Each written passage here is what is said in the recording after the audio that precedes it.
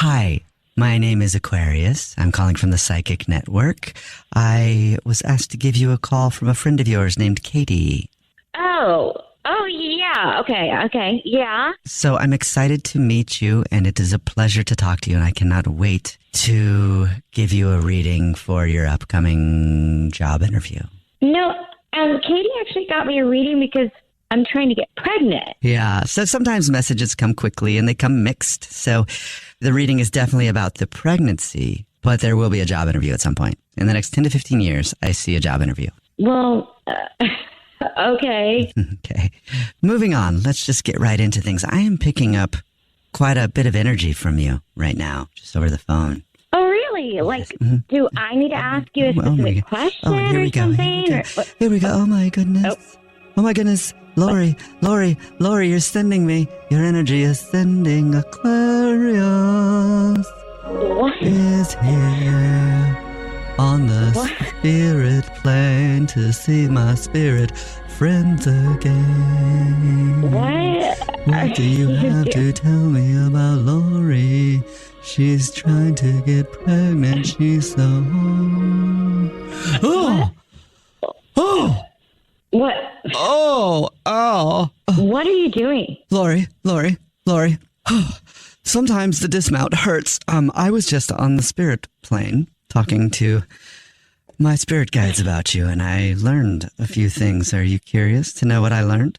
Yeah? What? I saw that you and your husband are thinking about an addition to your home.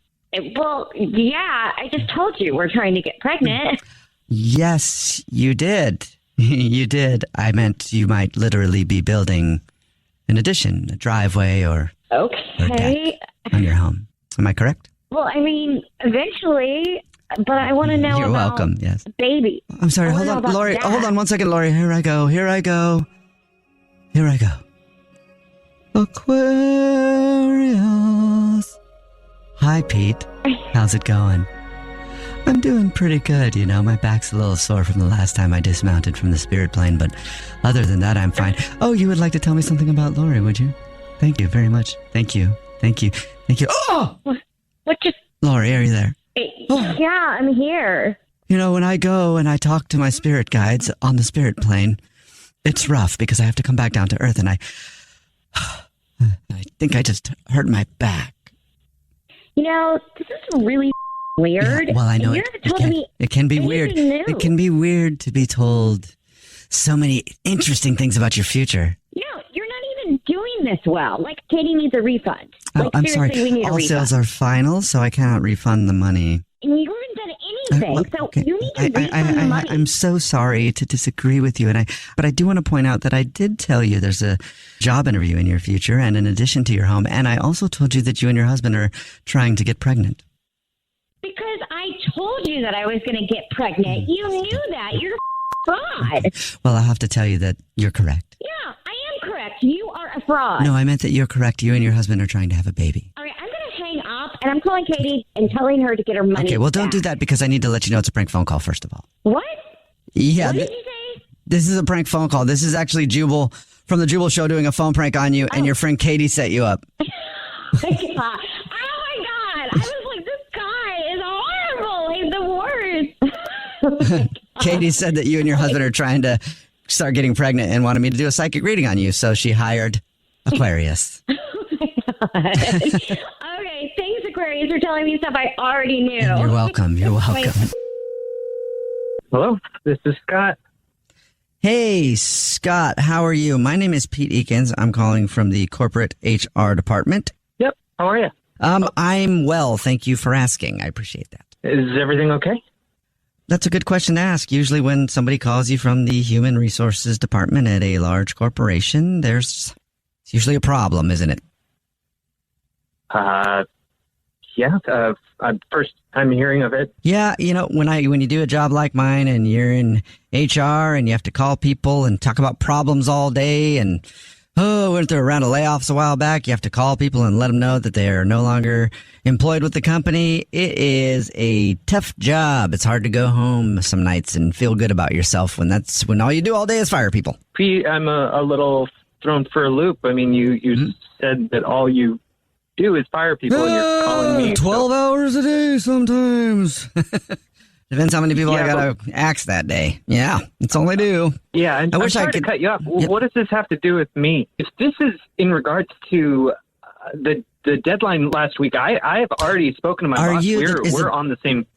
Is the deadline you're talking about the one that you missed, the very important one that I'm looking at in my notes here? Well, yeah, but I mean, my priorities were not really clear for that week, and I had already spoken to my boss. Speaking of priorities, speaking of priorities, this would be a great moment for me to bring up something, okay? Scott? Yeah? Yo, Scott! Your priorities and the company's priorities do not align. We got unaligned priorities, and you know what happens when our priorities don't align? Somebody's getting fired, so get your stuff and get out the door. Security will be there in 5 minutes, and they'll escort you out. Whoa. This is so screwed up. Did you just... I'm sorry? Do you have a dance hall horn there? Oh, yeah. It's kind of a hip-hop air horn beat that, I find... Yeah, no, I know what it is. Yeah. Did you say that I'm being let go? Yo, Scott! You just got fired because you missed a deadline. At this company, deadlines is deadlines, and you cannot miss deadlines. So you got an hour to get out of the building. Security will be there in just a minute to help you, and you have an hour to get out. I'm sorry. This is so up that you missed the deadline. I know, I agree, and I would love to talk more. That's not what I'm talking about. That you're yelling that I'm being fired. I mean, this is yeah. Totally... I know this is totally inappropriate, and this isn't how to do things. I want to let you know that you have just a little under an hour now to pack your stuff up at your desk, and I want you to make sure that you... What is that music playing? Are you kidding me? When you're delivering bad news, it's good to set the mood and make it feel a little better. So I also play some music sometimes. No, that's not a thing. The best way to fire people is, make them feel good at the same time. So that's why I try to do fun things. What's your manager's name? What's my manager's name? Yeah, what's your manager's name? My manager, do you know Nanya? I'm sorry, Nanya? Nanya, do you know Nanya? Like none of my business. This is really cute. And Yo, Scott, that's right. You got that really bad joke correct. I was talking about my manager being named Nanya because it's none of your business because I don't even work for this company. This is Jubal from The Jubal Show doing a phone prank on you, and your friend Daniela set you up. No. Oh, my God. Oh, my God. I got you. No way. Daniela said you are going to get it so bad. You better watch yourself around the office. Oh, my God. It all sounded really weird. Sounds inappropriate. Hello? Oh, no, it's fine. I'm going to take care of this. Oh, hi. This is Pete Eakins calling from Salon. Is this Desiree? Hi, yes. Thank you for calling me back. Yeah, absolutely. So apparently you were in here the other day getting your hair done, and there's an issue? Yeah, the color just did not come out the way that I thought. Mm-hmm. It's like really blotchy, and it was supposed to have some highlights in it, and it just doesn't flow. It's not what I wanted at all. Oh my goodness! First, let me apologize for everybody here at the salon when I say I am so sorry about that. Thank you. Yeah, I was pretty disappointed. Yeah. Okay. And who was your stylist? Rebecca. Rebecca. Okay. Yeah, I did talk to Rebecca, and of course, I want to get you back in here and see if we can fix what she did. Awesome. Okay. Thank you so much. Yeah, no problem. I'll be your stylist too when you come in. So hold on one second. I'm just going to place you on a brief hold, and then I'll get you all scheduled. Okay. Okay. All perfect. right. 1 second. Another one.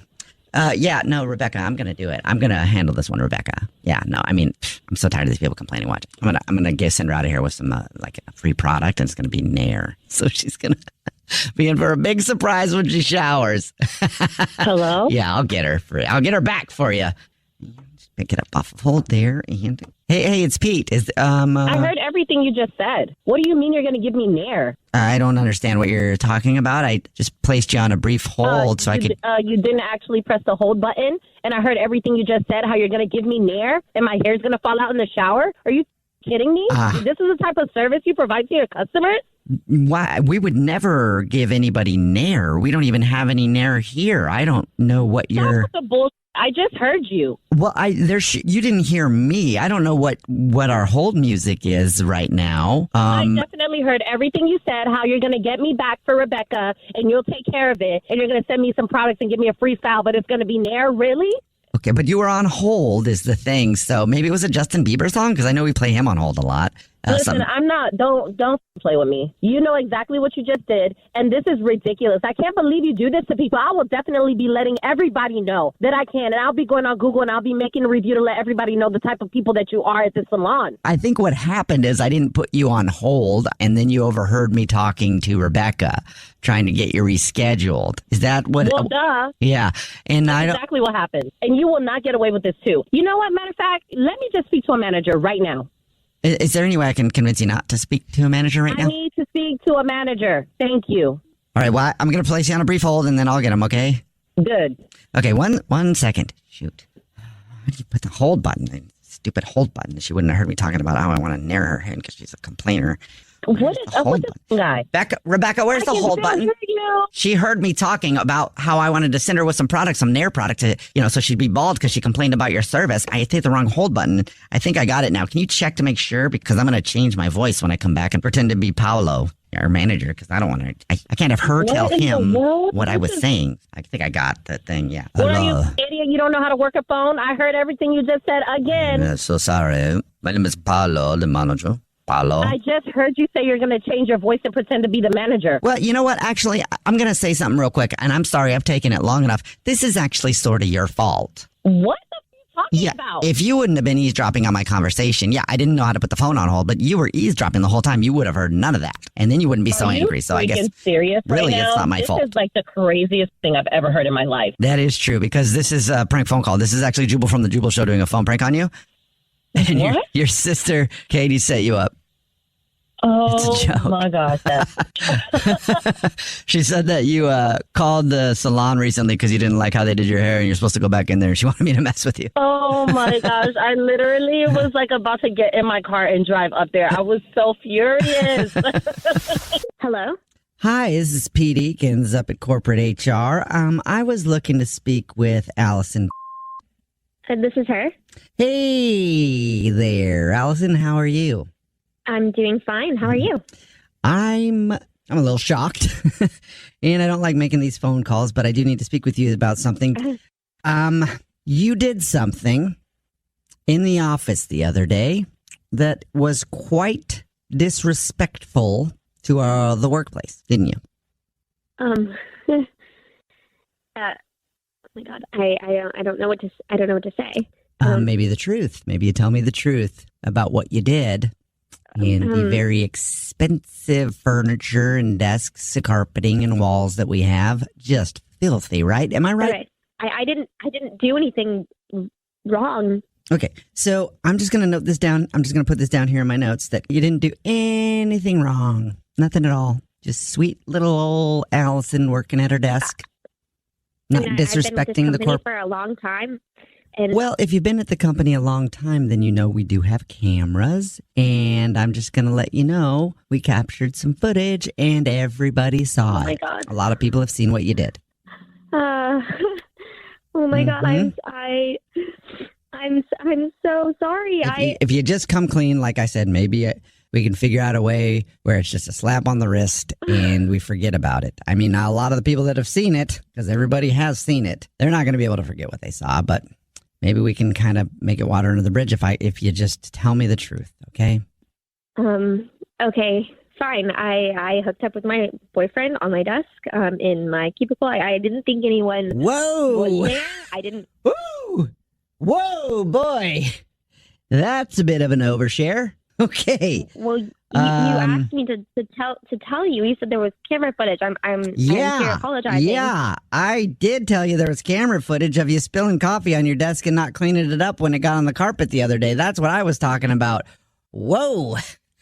Okay. What? You're calling me because I spilled coffee and it got on the carpet? Yeah. Why'd you have to tell me that? I didn't want to know that. It's not my fault. You were being all weird, telling me you had video footage of things. I was talking about spilling coffee. Hold on, I'm gonna fast forward the tape that I'm looking at here from the video footage and see if I can get a glimpse of what you're talking about. Oh, no. Please, No, I'm gonna. Please. Oh my goodness. Oh my goodness. Is that a stapler?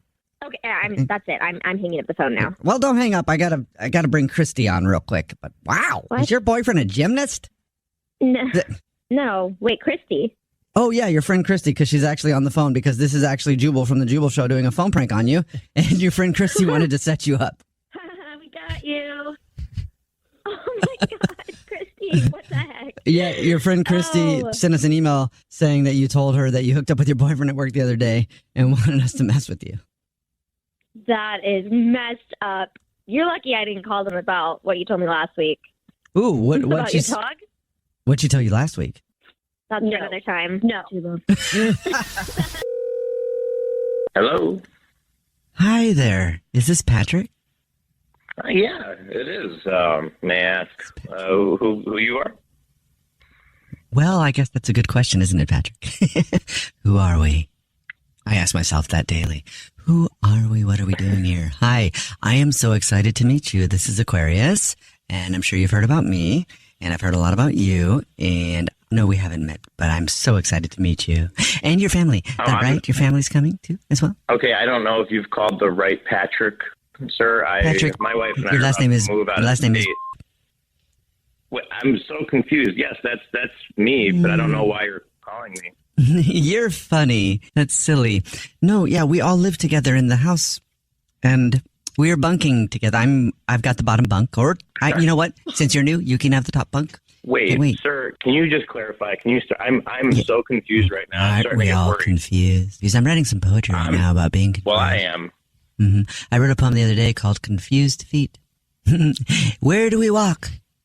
Forward or backward? Right. Where do we go? Excuse me, sir. I don't want to be rude. I was talking to Tim, and that's the only person I was talking to about the house. I don't know. Yes, we all rent the house from Timothy. Well, then there's some sort of mistake. Oh no, there's no mistake. He told us that you agreed to move in, and we're a little artist commune. There's only 7 of us that split these 3 bedrooms, and you get the top bunk in my bedroom. You know, I rented a whole house for me, my wife, and my daughter. Not some freaky artists. You know, I heard about how all y'all people are down there, all free and spirity and shit. Okay, I'm not. We're excited for you. We're excited for you to come stay in our little commune. Do you paint? Do you like to be painted? No, I don't paint. I don't even know what's going on. I can't wait to paint you. Use you as my... What do you mean? You're going to paint me? What are we talking about? I mean that I see people as canvases. And anybody who's moved into our little artist community, the first night that they're here, everybody sits around and watches me as I create art all over their body. Whoa, I'm not into that, man. No. We make s'mores, and then I use your body as a canvas, and I make a beautiful painting with you, of you. No, you ain't touching my body with a brush or anything, man. I do it with my bare hands, finger painting. I can't wait to finger paint you. No, you're not going to fucking finger paint me, you dumbwit. There's no fucking way I'm going to live with a bunch of weird-ass artists with whatever you guys do with colors and magic and all kinds of man. I don't even want to move to Austin, but my wife got a job, so I got to leave my life with normal people and move to Weirdoville. No, thank you. I'm calling Tim right now. I'm getting my money back. There's no way my family's ever going to move and even set foot in Austin. You're all a bunch of weird, freaky freaks doing freaky weird. I'm calling Tim right now. Well, before you do that, let me tell you that this is actually a phone prank. This is actually Jubal from the Jubal Show doing a phone prank on you, and your sister Gina set you up, and she's actually on the phone right now. I am so mad at you. Patrick, I knew you were freaked out about the people in Austin. I just had to get you. Thank you for calling. How may I help you today? Hi, it's Jansen. Oh, hi. How are you? Hi, who am I speaking with? Oh, I'm so sorry. This is Sunny. I'm the new person here. Oh, yes. Okay. They told me that they hired a new person, and so you're it, and you're answering the phone, and I did not hear you state your name. I heard the name of the business, but not the name. I don't know if they told you, but I prefer all the employees at my gallery to identify themselves by name as well as the gallery. Gallery first, name second, but let's start there. All right. Well, going forward, I will adjust that. Wonderful. Try it on for size. I want to hear it. You want me to do that again for you? Yes, as the owner of the art gallery, I would like to make sure that my phones are answered correctly. So can you try it on for size, please? Try it one time, please. Thank you for calling. This is Sunny. How may I help you? Okay.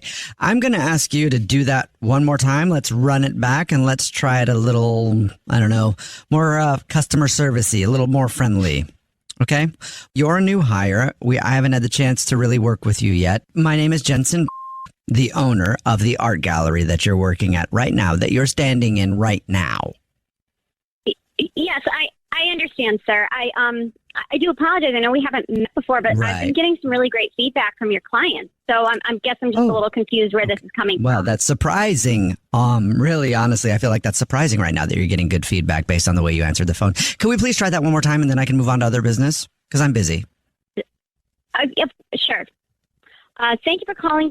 This is Sunny. How may I help you? That'll do. That'll do for now. Enough stress on me today. I don't need to be thinking about that. Okay. Is there something I can help you with, sir? Yeah, Or anything that you needed from me? I'm calling because I'm concerned with some things that I've heard. What? I'm just a little confused because this is the first time I'm hearing anything about this. Yeah, I'm confused too. I'm confused why you would think it would be okay to show up to a pristine art gallery wearing clothes that you bought at Bacteria World. Excuse me, I don't understand what you're talking about right now. It's not literally, not literally a store called Bacteria World, but I was informed by some of the other employees that you like to go to the thrift store and buy your clothes from there, and therefore Bacteria World. And I'm not trying to give all of my clientele a staph infection, okay? Let's keep the thrift clothes at home. Oh. Okay, so basically what I'm hearing is you think that because I'm buying my clothes secondhand that I'm dirty, must be covered in bed bugs and bacteria and infection. Is that what I'm hearing? Well, yes. I'm sorry. I just have to say it. Yes, that's the way I feel. I mean, hearing you even say the word secondhand clothes, I almost threw up. I think I almost got the flu by just hearing it. You know what? Go yourself. I don't really appreciate the stuff you're saying to me right now. This is completely unprofessional. And frankly, I expected something better for a company like this. I'm not hearing the smile. Please. I'm not here. Oh my God. You know what? I'm going to figure out where the you are. Oh. I'm going to stick my hand so far up your ass, I'm going to pull out your teeth. All right? Well, now I'm smiling. That sounds fun. Oh, good. Well, at least one of us is. Actually, this is actually Jubal from the Jubal Show doing a phone prank on you. And your boyfriend Mark set you up. Hello? What? Yeah. Mark? Guys, that was a thing of beauty. I couldn't imagine anything better. Mark, I'm gonna kill you. Oh my God. Oh my God. Oh. Thank you so much. If you guys could do me a personal favor and have your sound editor send me that clip of her saying I'm dirtied and covered in bed bugs, I will.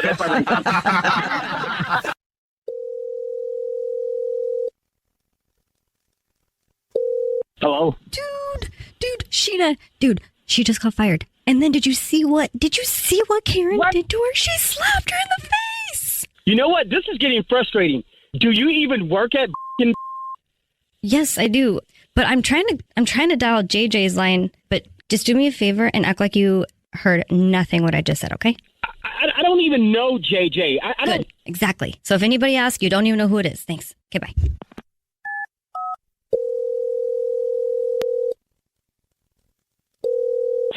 Hello. I got the crazy scoop for you right now. Oh my God.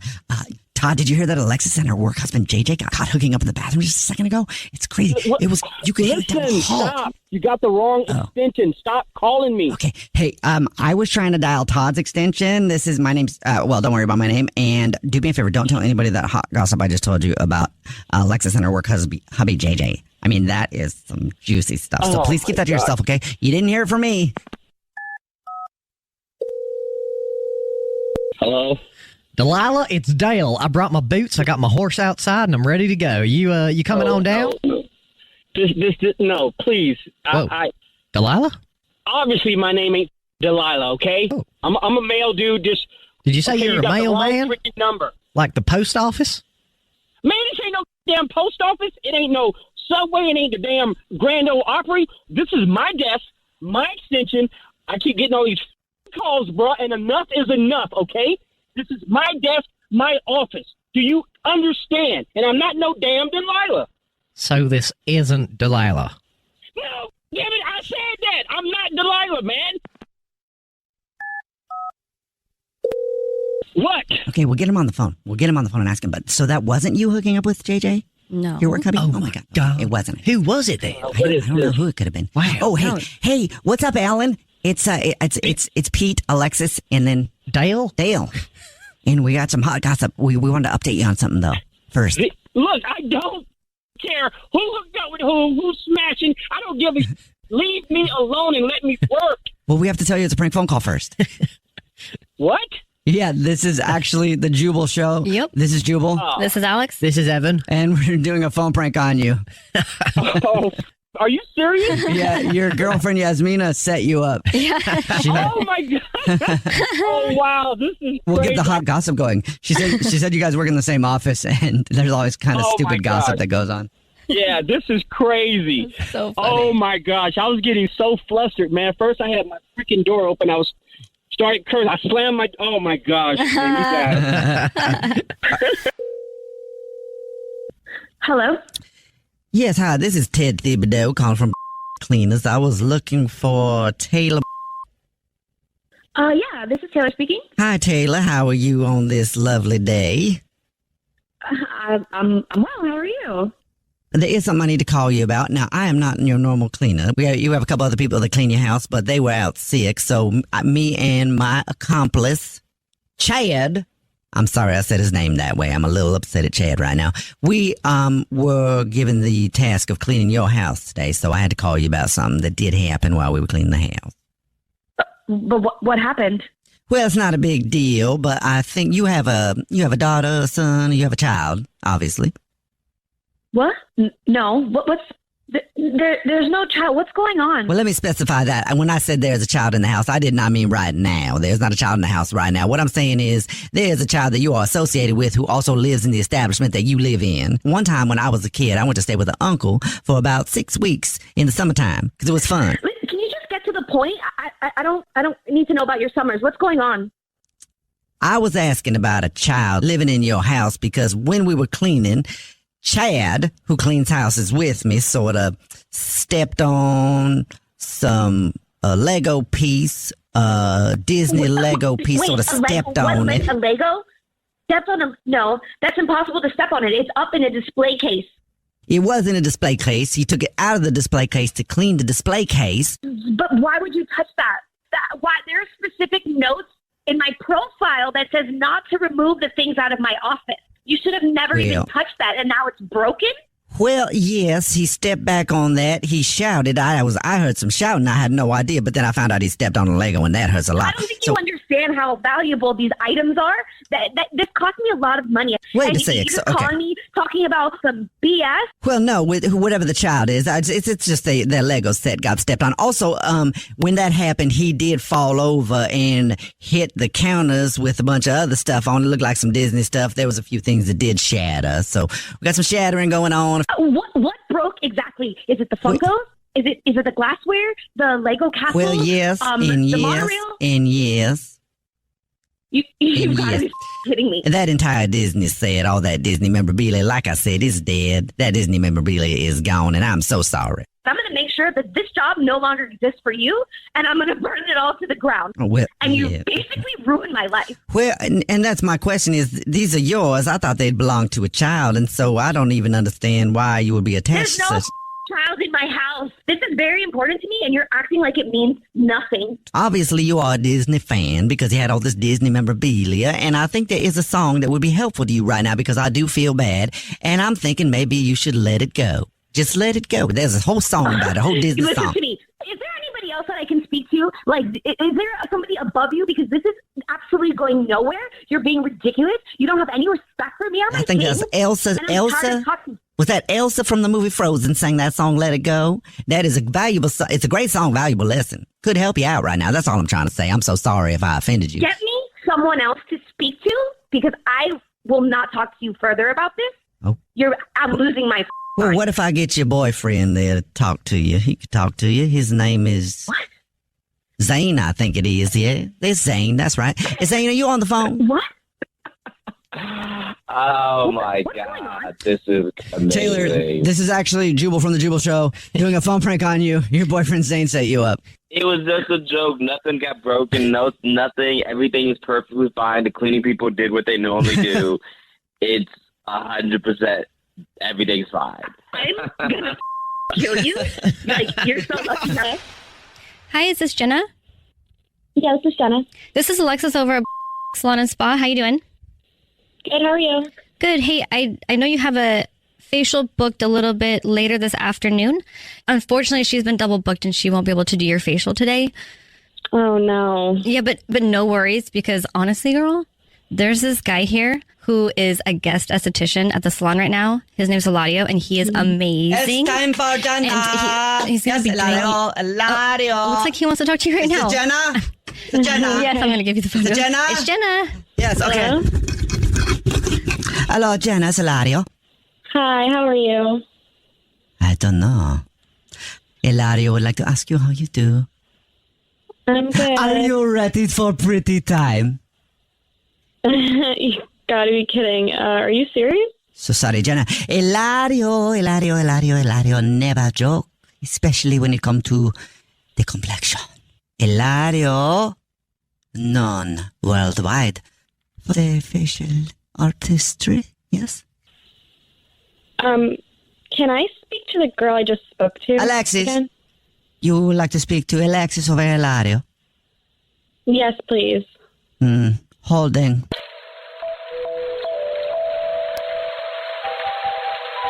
Thanks for holding. This is Alexis. How can I help? Hi, Alexis. Is there any way I can switch facialists? Oh, you were talking to Eladio. What's going on? I don't know. It just sounds a little weird over the phone. I know, he's making me uncomfortable. Eladio, I honestly just go along with it, because you will be looking so fly, girl. Okay. You won't even know what he's talking about half the time. Just like, yep, yep. Just do, you're doing a great job, honestly, because your skin will be glowing. I'm going to send you back over to him. Okay. Okay.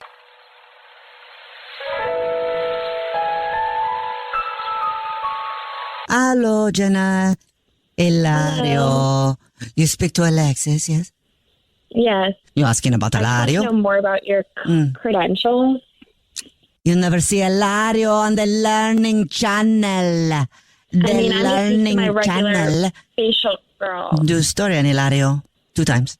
For That's the great. artistry of the face, which I do. Eladio, very exclusive client list. Jenna could be one, but Jenna not doing a good job convincing that Eladio should sit on her face. Excuse me? Yes, you want Eladio sit on face or no? Oh, no, definitely not. I just want a Eladio facial. sit for hours creating perfect face. What do you mean, like sitting on the face? Sitting in the chair, creating the face for you. Contouring every inch of your face. I sit with your face for hours and you want it. I don't really know. I do not want a face accepting anymore. Eladio changed point of view. Eladio only want face that push away. Is new movement in Eladio artwork. Push me with your face. Push it. Honestly, I just don't feel comfortable. Can we just cancel my appointment, please? Not refundable. Eladio, get the monies. Goodbye. I was just told last minute that it got switched to a new esthetician. That should be on you guys, not on me. Yes, but it is on you. You cancel. Eladio here. Eladio sit for hours. What the It's a phone prank. Excuse me? This is actually Jubal from the Jubal Show doing a phone prank on you, and your friend Annie set you up. Oh, my God. What's up, Alex, too? Yeah. Oh, my God. I was starting to get so uncomfortable. I was never coming back to this place again. Nope, your appointment's still good. Oh, my God. Okay. Yeah, and I don't think it's going to be Ilario doing it. You pushed him away too much with your face. Thank God. Hello? Hey there, my name is Pete Eakins. I'm calling from the Resort and Casino Damage and Loss Department. I was looking for Chris. That's me. Hey there, party boy. How you doing? Did you say damage and loss department? And I also said party boy. Yes, I did. Both of those things. Damage and loss and party boy. And I'm sure with the way that you party, it's probably not the first time you gotten a call from us. So wait, you're saying that there was some damage? Look, my mom was staying there. It wasn't me, so you can drop the party boy thing. All right, so hang on one second. Your card is the card that was on file for these hotel rooms in Vegas. There was 2 hotel rooms, and both of them completely trashed. And so we're calling to let you know that the card is going to be charged for the damages, and you will not be allowed to book with us again for 8 months. So you're going to tell me that your mom rented the hotel. Yeah, it was on my card, but my mom was staying there. It was for her bachelorette party. I gave it to her as a gift, but how could there have been damage? Well, let's just say this. When you rent a hotel room in Vegas, it doesn't mean you can attach a swing to the hotel room ceiling. What? Broken windows? Some sort of trapeze device? My mom is 60. I don't know, like, she's not doing whatever it is that there's something Tell that to wrong Brock here. Thompson, because you're going to have to pay for that bill as well. Why? What? Brock who's Thompson. that? Brock Thompson was the male dance entertainer that they locked in a cage and didn't let out. He had to call 911, had to have emergency services, use the jaws of life to cut him out of the thing. Jesus. That is horrifying. You're off base, man. I don't know what you're talking about. I'm talking about the fact that your mom came to Las Vegas for her bachelor party, trashed the rooms, put a swing of some sort up in the ceiling, broke the windows, the beds are destroyed. A male dance entertainer named Brock Thompson was locked up in a cage the whole weekend, had to call emergency services to get Brock Thompson out of there, and the bill's going to be $42,000. That's exactly what I'm talking about. And you'll probably be getting a call from the gaming department, too, because of the slot machine theft. I'm sure you don't know about that either. What? They stole a slot machine? 2 of them. That is... Put him in the back of Brock Thompson's stolen truck and drove him over the border for no reason. Found him out in the middle of the desert. Also with Brock Thompson's truck out there. Poor Brock Thompson. Okay, shut the up. Stop saying Brock Thompson's name so much. Jesus. I got to process this information because there's absolutely no way my mom did this. Well, let's just ask her. Hey, Julie, did you do all of that stuff that I just accused you of? No. Hey, what's up, Chris? This is actually the Jubal Show. This is Jubal. This is Alex. This is English Evan. And your mom wanted us to prank you, so this is a phone prank, and your mom's on the phone because she wanted you to think that she went crazy in Vegas for her bachelorette party. Hi, sweetie. Oh, my God. Mom, that's not funny. No. That's not funny, Mom. It's so funny. I'm serious. Well, we didn't party like that, sweetie, but, I did meet a stripper. His name wasn't Brock Thompson, though. Oh, come on. Yeah. Hello? Stacy, Todd Sparks here. Putting the spark back in your life. How are you? Who is this? I know. I get that from time to time, especially on the phone. Yes, it is me, the Todd Sparks. But really, honestly, I think about it more like this. I'm talking to the Stacy. It's a pleasure. Okay. Sorry, I'm not familiar with who you are at this. Okay, so I'm starting to think that you might actually not know who I am. Not at all. Okay, weird. Yeah. So you have a YouTube channel where you review books. Yes, you I do. Yes, you do. Yes, you do. I love the way you owned that. That's what you should do with anything you do in life that you want to do. You own it. You have a YouTube channel where you review books. And I'm Todd Sparks, motivational speaker, entrepreneur, and I'm putting the spark back in people's lives. Now I'm sure you've heard. My first book, Todd Sparks Putting the Spark Back in Your Life. #1 bestseller, New York Times, 4 times in a row. And I'm coming out with my 4th book, and I have selected you to have the honor of being the first to review it. I'm sure you've read my first book, Todd Sparks Putting the Spark Back in Your Life, which made it to number 1 on the Dubuque Post-Gazette's bestseller list 4 weeks in a row. And then Todd Sparks Spark Up Another One. And then Todd Sparks Sparking Ain't Easy, but It's Necessary. So I wanted to give you the opportunity to be the first to review my new book that's coming out soon. Todd Sparks, Totally Sparked Out. Okay, Todd, I don't have the time. And honestly, dude, I don't even have I think I heard you mispronounce a word there. Nicole, I'm not sure. I think I heard you mispronounce a word, though. What word did I mispronounce? Dude, I think I heard you mispronounce a word because I think I heard you say don't, and that is just a way of mispronouncing the word do. It's all how you look at it in life, and I think you do have room. Todd Sparks Putting the Spark Back in Your Life, and those are the kind of lessons you're going to learn in my new book. You're welcome. Well, Todd, you could do you and go up, and I'm going to do me and hang up. Well, you know what I hear when I hear hang up? I hear pugna, right? That's another lesson that you learn in my new book, pugna. Are you there, Nicole, still? Yes, no, unfortunately. Like, what the is pugna? It's a nonsense opportunity. You're welcome. That's another chapter I have in my book. Sometimes you got to take a word that you don't like, make a nonsense word out of it, create an opportunity. A nonsense of opportunity. That's what I just did to you right there. And now we're talking more about it. And you're about to tell me exactly what day next week you can review my new book, Todd Sparks Putting the Spark Back in Your Life. Yeah, no, you could take your book and shove it up. I'm not changing those words around because I like that. I like what you did there. In honor of that suggestion, I'm actually going to make my book a little smaller, a little longer, a little more oblong so that people can do that with that book. Because I want my book to give them pleasure in the eyes when they read it, the brain when they process it, and the other places when they use the book there. So thank you very much. Again, another problem turned into an opportunity. Todd Sparks, Spark Back in Your Life. Have you hung up yet? No, I don't know why I haven't yet, but you know what? It sounds like a really good idea, Todd. Probably the Do me a favor, don't hang up because this is not Todd Sparks Putting the Spark Back in Your Life. This is actually Jubal from the Jubal Show doing a phone prank on you, and your friend Stacy is on the phone, and she set you up.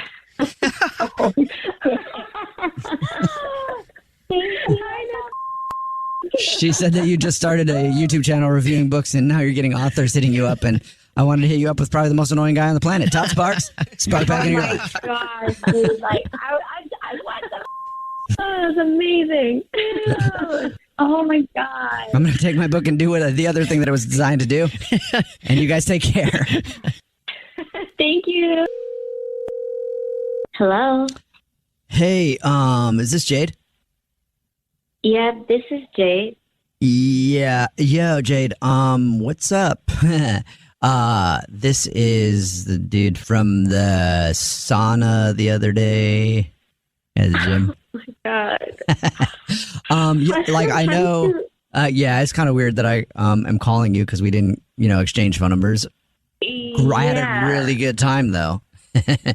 But I got your number. Like, so I have a couple homies that work at the counter at the gym. And so I had them look up your account and they gave me your number. So hopefully it's not a big deal that I called you because I just wanted to talk to you about that whole experience. Like, I mean, it was completely like, it was awesome that we're just in the sauna. And then one thing happened. And then before you know it, what happened? And I hope you had fun because I did. I mean, yeah, I had a great time. Yeah. I mean, you're a really great kisser. But wait, you got my number how?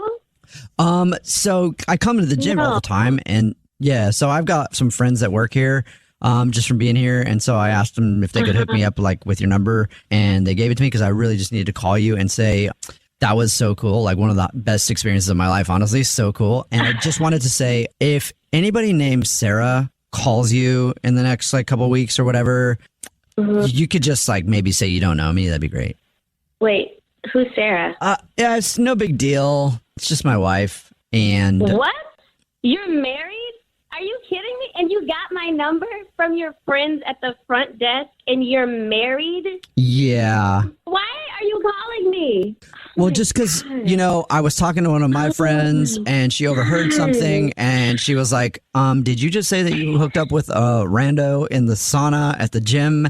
And I was like, no. And then she checked like all my stuff and then she found your phone number. And so if she calls you. Found my number? Yeah. And so if she calls Are you kidding me right now? Why are you calling me? Get off my phone. You should have told me before we even made out in the sauna that you were married. Yeah, that's weird because like in that moment, not okay. In that moment, I like forgot totally that I was married. I was like, whoa. And then after. You made out with me in the sauna and now you're calling me like to warn me about if your wife calls? Are you kidding me right now? Yeah. Well, I wish I was, honestly, because, like, dude, it's been a lot of drama at the house. But, yeah, no, so, like, but all you got to do is just say you don't know me. It's totally cool. Also, one more thing. How willing are you to switch gyms?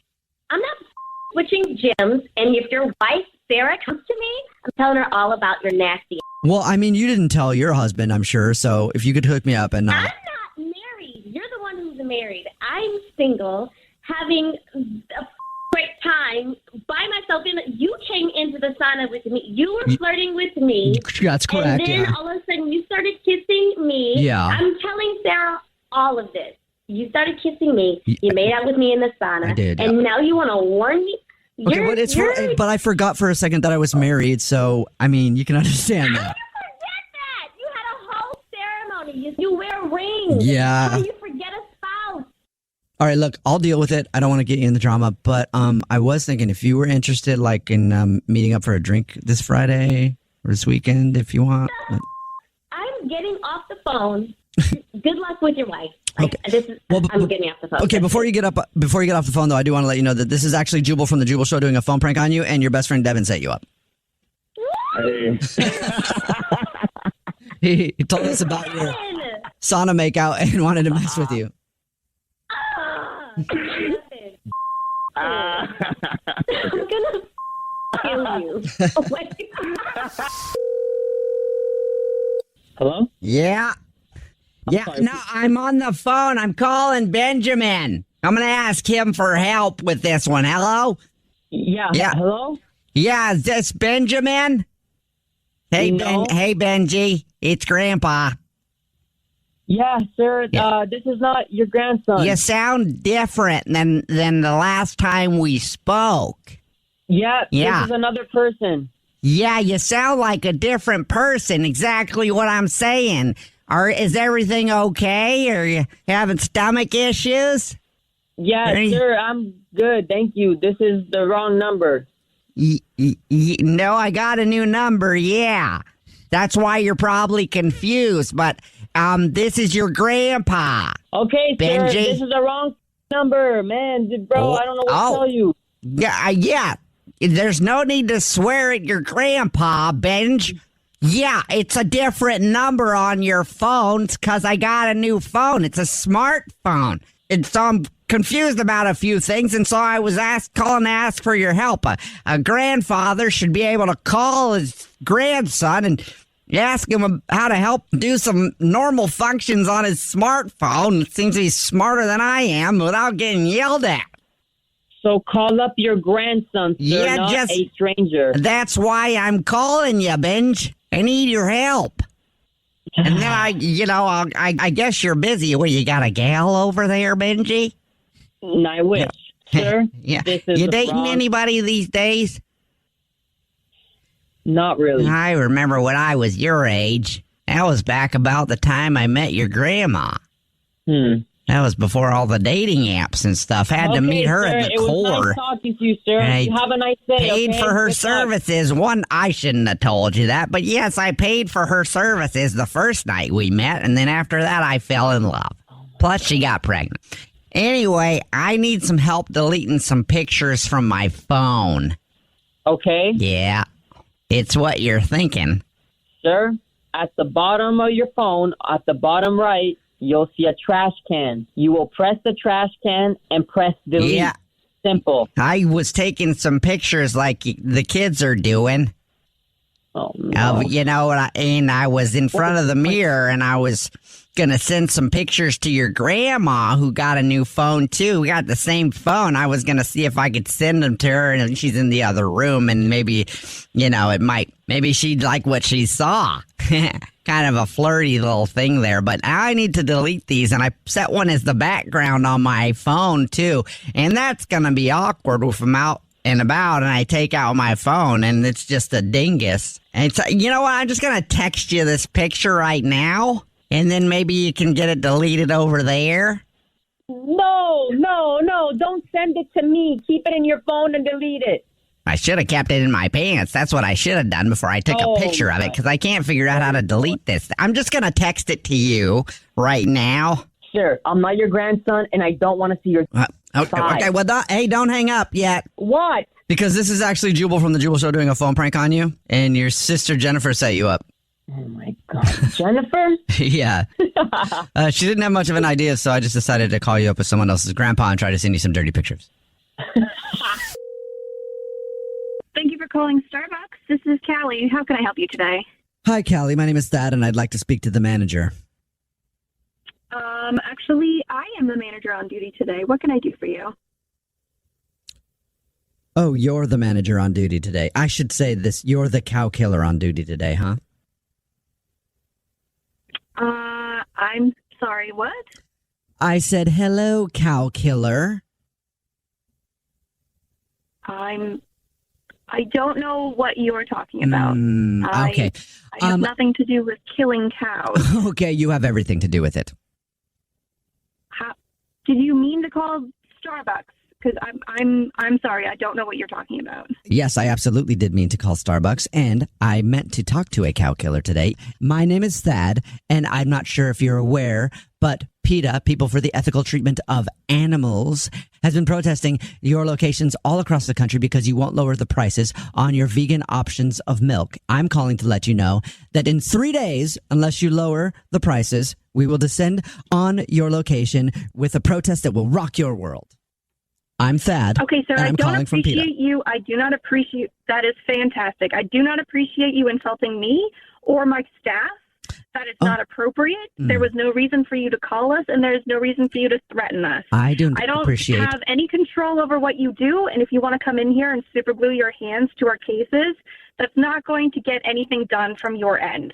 So, again, if you would like me to give you the corporate number, I can do that. Mm-hmm. You understand that those cows that you're murdering have lives and heartbeats and souls, and that you... You understand that when you get milk from a cow, you don't have to kill it first? I mean, do you have a basic understanding of biology? Your immaturity is absolutely off base, and I'm not going to sit here and put up with it. And if you do not hang up the phone now, I will trace your call and I will get the police to come after you. This is absolutely unfair. This is harassment. Harassment. Okay, like those innocent cows who are walking around a field and then somebody rips on their udder to milk them. Cows! You have absolutely no understanding of what happens. Us selling alternative milks does not have any influence over the giant bloated dairy industry and what they're doing. You cannot be calling me. I've never even spoken to a customer like this. You are being so incredibly irrational. I had to go to the back room because you are absolutely pushing my last nerve. And I do not need someone who has absolutely no understanding of how the world works calling my store and berating me and my staff and anything that I have to say because they have absolutely no understanding of the world. Okay, I'll have you know that I upped the ante on that whole super glue yourself to the counter thing that somebody actually did at a location, and I have super glued myself to this phone that I'm on. So good luck hanging up on me. What? Okay, you super glued yourself to your own phone? Wow, you are an idiot. You don't even understand how phones work. All I have to do is hang up on this end and not pick up ever again. Because I've super glued my... super glued to your phone. Oh, wait. Okay. So, yeah, I think that means you could still hang up and then I'd just be super glued to... Oh, that was stupid. Yeah, well, that was probably the stupidest thing that I have ever heard in my life. So I'm going to be hanging up the phone. Well, don't hang up yet. I want to tell you that your boyfriend is on the phone. Your boyfriend is on the phone. Your boyfriend is on the phone. What? This is actually... How do you know my boyfriend? This is actually Jubal from the Jubal Show doing a phone prank on you, and your boyfriend, Max, set you up. Oh, my God. got you. No. You just put me through like torture. Do you understand? I mean, like I started getting loud. Customers started looking at me. I had to go to the back room, and still this person wouldn't stop.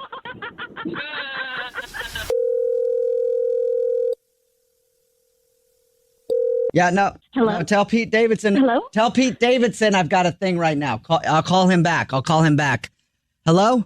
Hello? Hi, Hi. This This is Jessica? Jessica. Jessica, yeah, sorry about that. Ashton Black from ICM. Nice to meet you. Oh, hi. Are you part of the Cameo group? I am one of the head agents at one of the biggest agencies in Los Angeles. I do know of Cameo, though, because my client, Nicolas Cage, has a Cameo, and apparently there's been some sort of a phone call thingy hooked up for right now that I was supposed to get him on the phone for. Oh, my gosh. I can't believe this is really happening. Yay. Yeah. Okay, so you're a big fan, huh? Yep. Who isn't? Yes. Okay. Yeah, I'm a huge fan. All right. Well, I'm going to go ahead and transfer you through to him then, okay? And then happy birthday, I guess. It's your birthday, so. Okay. Hold on. Thank you.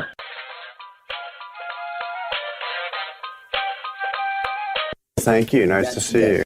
Sorry, hello? Yeah, it's for the family and the kids, most importantly. Sorry, what? He's weird. He's got a really weird look. You know, he's got long nails, little eyes, a strange star nose, small, long tail. Tell me you didn't do that. Sorry. It's Ashton Black. Sorry, I don't It's know. Ashton Park here again.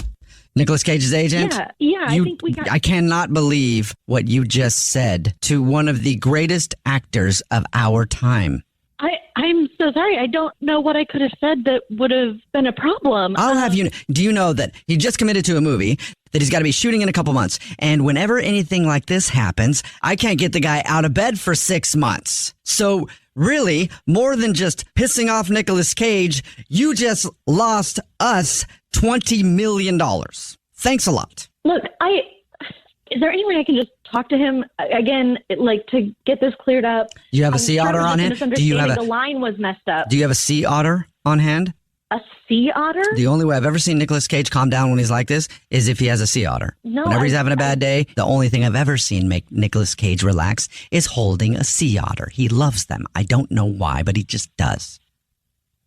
Look, I'm so sorry. I'm sure if you let me talk to him again, we can clear up this whole misunderstanding. I'm a huge fan. I mean, I love him. Okay, well, you know what? I could lose my job for this, but at this point, it cost me $20 million and maybe a relationship with my client. Who cares? I'm going to send you back over to his phone. And good luck without a sea otter. Really? Oh, I'm Nicolas Cage, and I'm going to steal the Declaration of Independence. Sorry, what's going on? Oh, what's going on is that's actually your husband, Devin, and this is the Jubal Show. My name's Jubal. Mine's Alex. Mine's English Evan. And I'm Christian Grace now. And your husband wanted to prank you for your birthday by setting up a fake Nicolas Cage call to freak you out. Oh my gosh, Devin, you're in so much trouble. Happy birthday. Thank you. Yeah. Wait, so did you even buy a Cameo? Oh, no. Oh my gosh. I thought that I made Nicolas Cage mad, and they were like bringing up sea otters. I was so confused. Hello? And hello. This is Pete Eakins calling from UPS. Looking for Melanie. Hey, I'm sorry. Melanie. Who is this? Hi. What? This is Pete Eakins. I'm calling from UPS looking for Melanie. Apparently there's been a problem with a package and you've been trying to reach out to us. So I'm calling you to try to help you out. Okay. First of all, you're from UPS. You work at UPS. Do you guys do a sing-song hello to your customers? What is that? What is that? No, that's just something I like to do. Just try to cheer people up. I know you got a complaint or you're looking for something or something's gone wrong. So I found that if you sing a tune to people, they feel a little better about things. So anyway, what can I help you with today, Pete, Melanie? Yep. Pete, I'm sorry. Yes. So if you're calling, yes, there is a package that I've been trying to track down unsuccessfully with you guys. So let me give you the address again, and then you can track it. And hopefully you mean it when you say it'll be here, tomorrow, which you've said twice before. Okay, well, I've never said that because I've never spoken with you directly. I think you may have spoken with someone else. Your company. Yes, our company. Sometimes you speak to a lot of different people. Are you so high? many different people. Are you on the job working. and you're just drunk right now? Is that what's going on? I'm sorry, am I what? Are you drunk right now on the job? Is that what's going on with the singing and everything else? No, I don't drink at all. Never drank, never done it. Well, this isn't helpful, and the singing is making it worse, to be honest. No offense. What I would like is to get an absolute yes that the package is going to be here and that the package arrives. She wants a yes. Yeah, I really don't need the she wants song and dance. Yes, she wants a yes. That package. Okay, I'm not going to listen to this anymore. Can I speak to your supervisor, please? I'd like to speak to your supervisor. This is really. All right. Well, I will send you on over to my... I'm sorry. I'm so sorry about that. I'm so sorry. I'll put you on hold and send you right over there right now. All right. One second. You're driving me crazy. One second, please.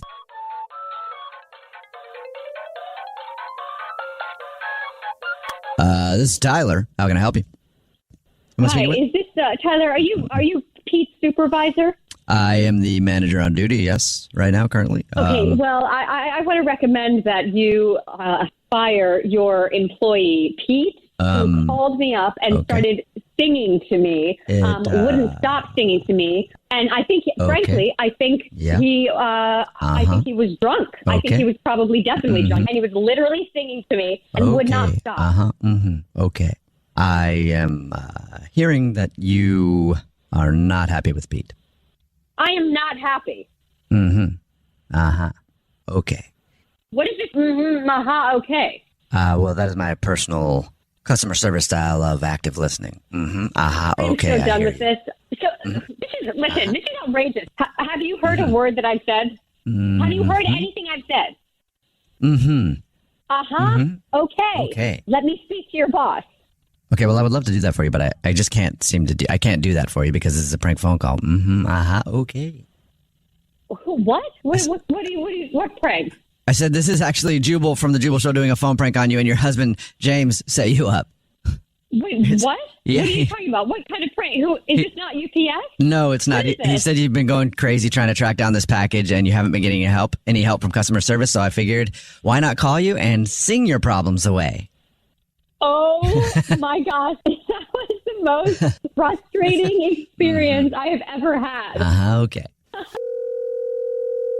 Hello? Hello, this is Sergeant Jimmy Birthday from the police department. I was looking for Timothy. This is Timothy. How can I help you? Is everything okay? Well, that depends how you define okay. I have to ask you some questions. Sure. How's the meat? The meat? I've been curing a little meat at home. Yeah, I mean it's just a little hobby I got. But and you've been purchasing that meat from the back of a butcher's shop, correct? Yeah, that's right. I don't think there's anything illegal about purchasing meat from a butcher shop. Well, there is a few things illegal about that when you're purchasing exotic meats from endangered animals. Whoa. All right, now I didn't know that they were selling any illegal or exotic meat. I didn't know. I would like to offer myself to go undercover. As long as it keeps me out of trouble and it keeps my family safe, then I want to be involved. Well, since you brought it up, that's an interesting idea because we have been looking for someone to infiltrate this criminal organization. Thank you very much for agreeing to do this. I do believe you that you really didn't know exactly what you were getting yourself into. The meat tastes really good. You've eaten some of the meat. I did, but can you just tell me what I have been eating, please? Well, we believe his name is Chad. I'm hoping that you can draw your own conclusion here. What's a Chad? I would say that this particular Chad was about 6'1", 220 pounds, sandy brown hair, and apparently had a real zest for life, according to his family. No, you're making it sound like Chad was a dude. Like Chad was a dude. Yes, Chad was a dude. Got mixed up with the wrong crowd, and now I guess he's in your refrigerator or wherever you're hanging your meats. No, I've been eating Chad. Yes, sir. I regretfully inform you that yes, you've been eating Chad. Oh my God, I'm gonna be sick. Ugh. I gotta call my wife. I gotta tell her not. I gotta tell her to. Hopefully, your wife didn't have any Chad. Yeah, she did. She did. I gave my wife some Chad the other day. I don't know what she's gonna do. She's gonna flip out. She's gonna leave. She's gonna divorce me. Well, it's kind of funny that you said it. It's kind of like she's divorcing you for another man. I'm sorry, bad time for a joke. Officer Jimmy Birthday can't stop with a joke sometimes. Jimmy, I don't know if this is the time for humor. Well, at this point, I don't think you're an accomplice. I've just got a few more questions for you, and then we'll discuss some options as far as maybe going undercover to seeing if you can take them down or testifying, anything like that. Give me the questions. Let's just get this over with. When you served the Chad, what sort of dipping sauce did you use? It's not a sauce. We put the spices on the outside and roll Chad in salt and pepper and garlic, cayenne, paprika. Any horseradish on Chad at all? No horseradish on Chad, I swear. We didn't put any horseradish on Chad. Oh, okay. Well, I was just wondering for myself because it sounds actually delish. The way that you described preparing Chad, I thought with some horseradish on the side. Might even forget that I'm eating human. You know what I mean? Sounds good. I don't know if this is really the time for jokes. I just found out that I've been eating a Chad and... Are you okay, sir? No. I think Chad's coming up. Okay, well, then I'll let you know that this is a phone prank. And it's actually Jubal from The Jubal Show doing a phone prank on you, and your wife Candace set you up. What? Do you still feel sick? Hi, honey. Are you kidding me right Your wife said that you've taken up a new hobby of curing meats, so we figured we'd call you and tell you that you got the most exotic meat of all, Chad. Yeah, I was freaking out. I'm over here trying to stick my fingers down my throat. Don't do that. Don't waste good Chad, dude. Hello? Hi, I'm looking for Daniela. Yeah, who is this? My name is Rod Pompeo, and I'm one of the attendants at the retirement party, and we are not happy. Oh my God, I'm so sorry. Is everything okay? Like, did the cake make it there? Yes, the cake made it here, and the strapping young man that brought the cake is refusing to take his shirt off. Oh, wait, no. This is a retirement party for one of my best friends, and they couldn't even get on the phone right now because they are very upset. They ordered a cake from you because they thought your cakes were oh so cute, and we were assured that also the person delivering the cake would provide the entertainment, and none of that has happened. The cake is here. We don't even know if it's delicious yet because we planned on eating it off of his chest. So, Oh, no.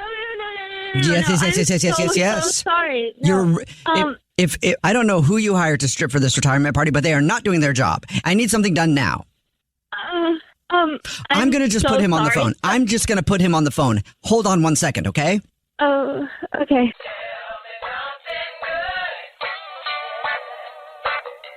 Hey, babe, are you there? Like, what's going on? Like, they think I'm the stripper. Like, what did you tell them? What do you mean, what did I tell them? I didn't say anything. Well, like, obviously you told them something. They said they're not letting me leave. They think I'm a stripper. Like, shirt something off like now. Like, what's shirt off. Yeah. Wait, shirt what the hell? No. Give me the phone. Give me that phone. You can't take your shirt off. No, you're not taking your shirt off. Give me the phone right now. Give me that phone, Wait, Steven. What? Give me the phone. I want to talk to her now. You stop talking to her. Give me the phone. Help me, babe. Oh, my God. This is Rod again. Have you talked to your employee yet? Because I don't know if you heard me, was just asking him to take off his shirt, which is what happens when you hire a stripper for a retirement party, and he's still not doing it. He's not. I'm so sorry you got confused. He's not a stripper, though. Yes, he is. Delivering cakes for me locally. Like, got the cake. Need the cheeks. Oh. No. I'm sorry. You won't be getting any cheese. I'm really sorry. I apologize. I don't know where the confusion came from. Excuse me. But okay. How long have you been baking, dear? How long have you had your little business? For a while now. Mm-hmm. I'm sorry, but please don't be rude with me. I don't want to have to, be rude back. Why do you ask? Okay. Well, the standard needs at a retirement party is a cake and a stripper. You should know that. So I don't even know why you would bother sending a cake without the dancer. This guy says he can't even dance. Steven is his name. Yeah. That's my boyfriend, and that's, I'm sorry, but that's a little weird. There's no retirement parties with the strippers. Are you telling me that you sent your boyfriend to strip at this retirement party? That's weird. I asked for a single stripper. That is weird that you would send your boyfriend to do that. I don't support that. He is not stripping here. No, siree. I'm sorry. We're just taking the cake. Oh my God. I don't even know what's going on anymore. I'll tell you what's going on. Your boyfriend, Steven, is still on the phone, and this is the Jubal Show, and he wanted to do a phone prank on you. My name's Jubal. Are you serious? Mine's Alex. Mine's English Evan. I'm Christian Gray Snow. And Steven, are you still there? Yeah. Got you, man. Oh my God. I'm like sweating bullets over here. You think you're sweating bullets? I am too. I've been waiting forever for Steven to take off his shirt. I almost thought I would have to give him up and let him be a stripper for the day. Hello? Hi, yes, hello. I was looking for Colin. Yeah, this is he. Hi, Colin. This is TSG. Okay. Thomas Sebastian Gilliam. What can I do for you? Okay, obviously it sounds like you don't know who I am. No. Okay. What can I help you with? Well, it looks like you really go around with just reckless abandon with everything you do then, since you have no idea who I am. I am the person who owns the home at Street, where you broke a window the other day. Oh, okay. Yeah. Sorry about that. I know I left a note. I know it was a smaller window, so, I'm happy it's to... a smaller window. I guess you have so many windows. A little window doesn't matter to you. No, that's why I left a note. Just, they have to pay for the window. So windows are just expendable to you. You've got so many windows on your house. It doesn't matter, big or small. If one gets broken, whatever. Is that kind of how you approach life? No, not at all. I'm just saying that I was trying to be polite and nice and said I'll pay for the window. Bad shot, aren't we? No, just a bit of a slice, but, I'm sure it happens all the time. Well, no. So I mean, I can just... Actually, yeah, you're the first person to ever break a window on my house.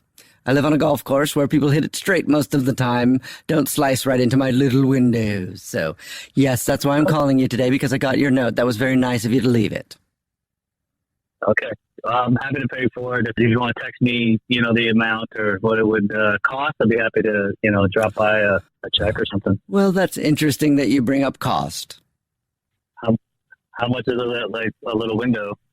Okay, and there we go with the little window comment again. I will have you know that golf ball that you sliced through my little tiny window, as you put it, it didn't just go through the window, but it went through one of my priceless Fabergé eggs. And that has been broken. Also, a vase from the 12th century Ming Dynasty has been broken. That's not priceless. That's around $70,000. So there's that and the price of the window. I'm not paying $70,000. I'm not paying $70,000. I know. Yes, I know. I'll pay you Yes, I know for you're the not. window. You have insurance, I'm sure, right? And I think I was just being gracious enough to just leave a note saying I'll pay for the window. I'm not going to pay for anything inside your house. Because of your poor ball control. I'll have you... This has nothing to do with that. Well, you sliced it into my window, which shows that you have no control over where you hit the ball, which means you have poor ball control. Is that correct? I have plenty of control. I don't have time for this. I have to go. If you want to text me the cost of the window, I'll be happy to pay for the window. I'm not paying for anything inside. This is a gesture. I didn't even have to leave a note. I will send you a bill for the window, for the Fabergé egg. We'll find a price for that, and for the hip. No, not in the hip. What hip? The hip. What are you talking about? Well, I'll have you know, because of your poor ball control, you sliced that ball through my window into a priceless Fabergé egg, $70,000 Ming Dynasty vase that you broke, and my dog Pepper slipped on it and hurt her hip, and she's had to be in the vet for 3 weeks now. What the f*** are you talking about? That's the most ridiculous thing I ever heard. He slipped on it. Wait, did you say 3 weeks ago? Yes, I did. 3 weeks ago, your poor ball. No, this is bullshit because this happened like a week ago. You're a scammer, and now I'm not even paying for that window. You can lose my number, buddy. I ain't paying nothing. Okay, fine. Well, if you'll pay nothing, then I'll call the authorities. You're a scammer. That's what you are. Well, Call that's the cops. true. Do it. I guess, because this is a prank phone call. This is actually Jubal from the Jubal Show doing a phone prank on you, and your buddy Austin set you up. Oh, my God. Come on, man. You killed his dog, man. You broke his dog's hip. You broke the... What was that? Who says you break a dog's hip? See, this is what happens when you owe somebody $50, man. You know what I mean? Hello? Hey, this is Pete Eakins, one of the administrators over at elementary school, looking for Valerie. Speaking. Hey, Valerie, this is Colton's mama, right? Yes. Is Great. he okay? Oh, yeah, Colton is having a great day today. I saw him in the hallway, waved hi, he waved back. He seems like everything's good. I'm actually calling you for a different reason, to talk about you for a second. Okay.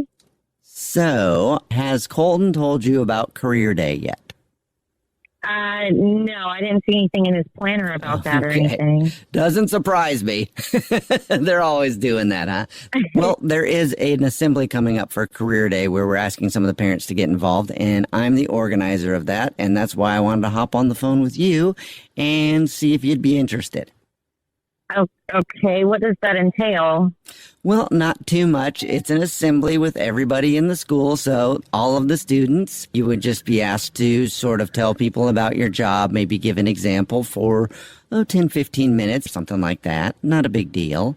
It's coming up soon. I can give you all the information. I don't think that's a good idea. I'm a body waxer, Yeah. and I'm primarily focused on Brazilian body waxes. Yes. And that's kind of a private area. I don't think we should show that to children. Well, we asked all the students what their parents do for work, and little Colton, your son, said that you do Brazilian waxing, and I didn't really know. How does he even know that? Well, he said that you work at a spa or something. And I guess his teacher, she found out you did some waxing or something like that. And she was the one that said Brazilian. I guess he didn't. So I thought maybe you went to Brazil. Do you understand what a Brazilian wax is? You know, I guess I don't. I thought it was going to be a lesson in geography. Oh, God. Okay. Yeah, definitely a lesson in geography on the human body. Okay. Yeah, okay. My primary function is to remove hair from private areas. As in, like, in your pants. Oh. Whoa. Yeah. Okay. Yeah, that's not going to work for an elementary school assembly. Well, I mean... Okay. You say it wouldn't work, but I don't think that bars you from coming in and telling people about the job you do. That's actually a very interesting job. And also, I've been looking into that sort of thing, and I feel like we could do a 2 birds, 1 stone situation here, actually. Oh my God, this is completely inappropriate. And I can't believe that you even think that a mother would be willing to do such a stupid thing. Well, I think a lot of parents have... I'm about to call the Board of Education. What was your name again? Well, before I answer that, that doesn't have to be at the assembly. It can be after, sort of. You come in, you tell them... Okay, so I'm just supposed to chit-chat about it, and then you get a wax. I think that sounds great. Yes, I'm on board. Oh, that sounds amazing. Or better yet, let's skip the assembly and go straight to your termination. I need your name. What is your name? Oh, my name is Pete Eakins, and I'm one of the administrators. Pete Eakins, yes, Pete Eakins. Pete Eakins? Pete Eakins, yes. Pete Eakins. Oh, if you need to know how it's spelled. Sounds like a made-up name. You don't think that my name is actually Pete Eakins? Is that the problem? I don't understand. You think my name is... No, I don't really think your name is Pete Eakins. Excuse me, but that sounds made up. Oh, okay. Well, you're correct then. Oh. Because this is actually Jubal from the Jubal Show doing a phone prank on you, and your friend Jessica set you up. Are you serious right now? Like, I was sweating. I was so mad. She said that you do body waxing and that you have kids in elementary school, so we figured we'd combine 2 things and ask you to speak at career day. Oh, my God. Jessica, I'm so getting you back. This is not over. What? No, you can't get me back. This was me. This means war. Hello? Is this Christopher? Christopher?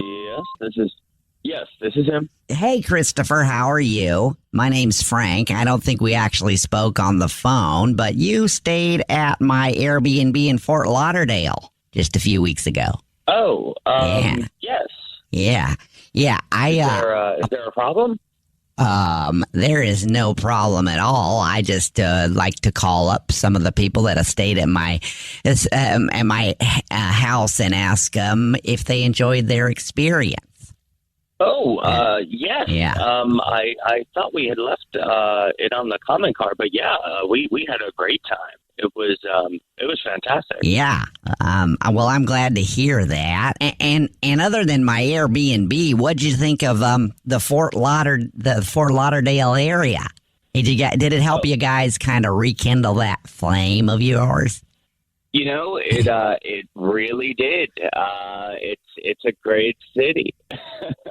You know, you're welcome to stay whenever. I think I told you that. And yes, even if I'm home, I'd be willing to let you stay in one of the rooms. Okay. I'd at least be somewhere else. All right. Closet or wherever you want me to be. What is the point to all of this? I'm sorry. I thought this was like a customer satisfaction survey. Yeah, well, yes, it is. And it's also an Airbnb owner satisfaction survey. I'm old and rich. Okay. And I would love to, for you to stay at my Airbnb again with your wife and rekindle the flame and rekindle the love again. I'd be happy to pay you for it. Okay. Now you're crossing a line. And if I could also be there with you, I would pay you extra. All right, listen, you old. This was kind of cute and funny at first, and now it's just getting creepy, and you're really starting to piss me off. Okay, I'm sorry about that. I didn't mean to make you angry. I actually meant to make you love me. All right, buddy. I fell in love with you that weekend. What the hell did you just say? I was saying that I think that maybe things have dried up as far as your marriage goes to your wife, and I would love to step in to those shoes. Oh, Jesus. What the I saw you two on the Ring camera that I have outside. I do admit. Sorry if that's an overstep, but I do have security cameras. I will beat out of you. I can. You are recording us? Why, just the security cameras outside. I didn't see anything bad, but I just saw you, and I saw the two of you, and I could sense something in you, and I fell in love instantly. Hell is this? Now, I do have a walker and sometimes need assistance getting up the stairs, but I saw those arms of yours, and I'm pretty sure you could carry me anywhere. So what do you say, soldier? You're crazy. I may be crazy in love. Call me whatever you want. Call me old and rich and willing to make an offer with you. $300,000 for the weekend. That, dude, I'm not doing that for any amount of money. Well, then I'll just let you know it's a prank phone call. And this is actually Jubal from the Jubal Show doing a phone prank on you. And your wife, Brianna, set you up. Yeah. Are you kidding? She said you stayed at a weird Airbnb a few weeks ago. And you're joking about how someone's probably watching you. So I wanted to creep you out a little bit. Oh, my God, man. I thought I was going to have to call the police. Hello? Hi, this is Jimmy Birthday calling from Realty. I was looking for Maggie. Oh, yeah, this is Maggie. Hey. Hi, how's it going? Good. How are you? I know that you've been dealing with Devin, and Devin is on vacation this week, but I am calling you because, oh my goodness, I think I found your new home. Really? Yeah. That's amazing. Yeah, it is amazing. It just came on the market. Well, they just opened it up to the market. It's been a little while. They've had to do all the cleanup and stuff. But anyway, it is $100,000 less than you already want to pay, and it's got everything you want and more. If they're knocking that much off the price in this market, something has to be wrong with it. Don't you think? Well, no. You know what? I went and looked at the property and checked it out for you. And I didn't get a chance to look at the master bedroom because it was all still taped up and stuff. But as soon as I can get in there, okay, but what kind of tape? Like, what kind of tape are you talking about? Did something happen there? Oh, I forgot to mention, it's the house from that documentary on Netflix, The Slaughter on 16th, the haunted house with the portal to hell and all that stuff. They closed the portal to hell up, though. Don't worry about that. Maggie, you there? Yeah, I'm here. I just right, and I know I don't think I could see this house or would be interested in it at all. Is it because you don't want to work with me? Is it because you want to work with your other agent who's out of town? No, it's because there's crime scene tape and there's a portal to hell, and I'm not moving in a place that has a portal to hell. Yeah, but the portal to hell, I don't know if you heard me. They actually closed that up 2 years ago. New construction. Okay, but if it's a true portal to hell, I think the devil can get through concrete. Like, I'm not living in a house that's haunted, that's had any sort of crime. No, I'm not doing that. I don't care what the price is. Gosh, I wish I would have called you earlier and checked with you on a few things. Yikes. I already went ahead and put an offer in for you. What? Yeah. How unprofessional is that? So you can't just offer to pay for a house for someone if you don't check with them first. And that was my mistake. Why would you do that? I was so sure you were going to want it, and I honestly thought the portal to hell thing would be a whole cool option for you. And I guess Okay, a cool option is a walkout basement, not a portal to hell. Okay, all right? well, you haven't heard all about the portal to hell yet, okay? Because what you just said, a basement, it is in the basement, and it's got these really creepy stairs that go down to it, and I'm thinking you could set up a whole bar down there. You've been to people's house that have a nice little bar, right? But who has a portal to hell? That's a conversation piece.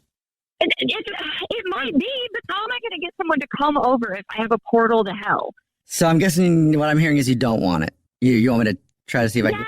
Okay. You're hearing right. Okay. You're hearing right. All right, well... I'll see what I can do to see if I can back out of the deal. I don't know if I can, but I do know that your friend Taylor is on the phone because this is actually Jubal from the Jubal Show doing a phone prank on you, and your friend Taylor set you up.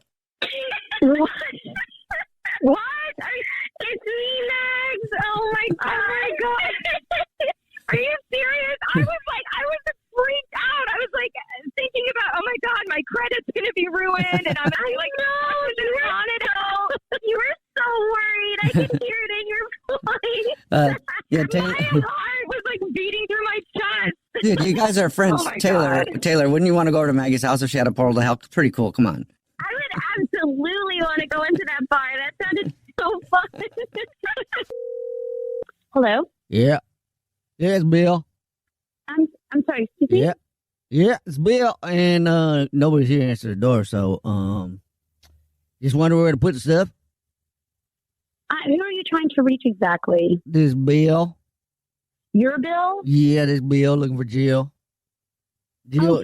Oh, I'm sorry. I kept thinking you were saying you were Bill. Yeah. Okay, yes, I am Jill. I'm and Bill. what door are you talking about? My name's Bill, looking for Jill from Okay. Moving company. Okay. Got your stuff? I'm not Yeah, the moving. door. At my door? Yeah. Wait.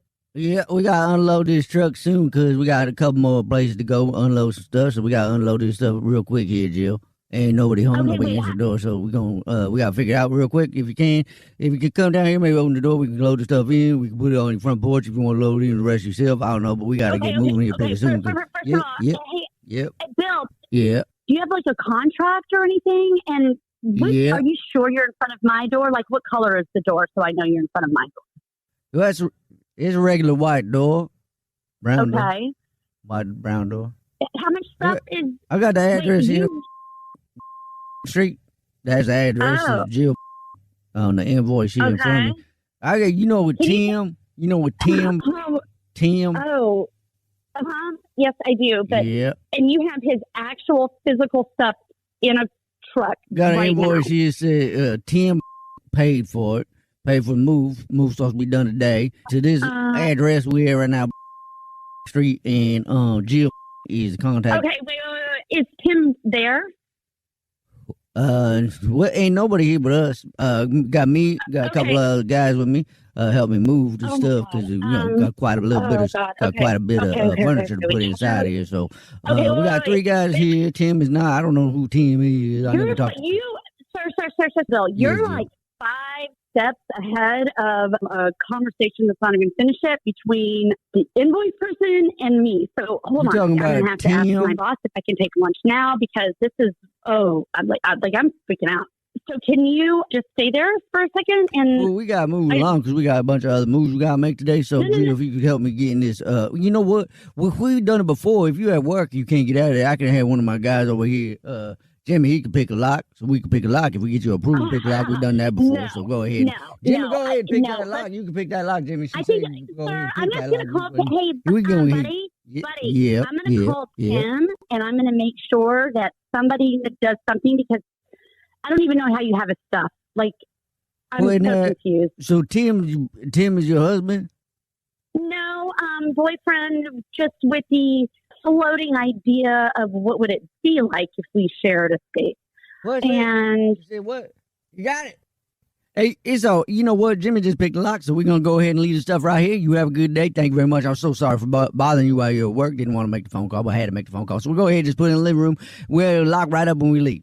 So you're not taking locks. I'm going to call the cops. Hopefully you get arrested. And I'm figuring out if Tim is even still my boyfriend or not, because I don't know who packed up a truck and moved into some girl's house. Well, Tim did it because this is actually Jubal from the Jubal Show doing a phone prank on you, and Tim set you up. He said that you guys talked about moving in and you weren't ready yet, so he wanted to pretend like he just had his stuff delivered anyway. Oh my god. Oh my god. Oh my god.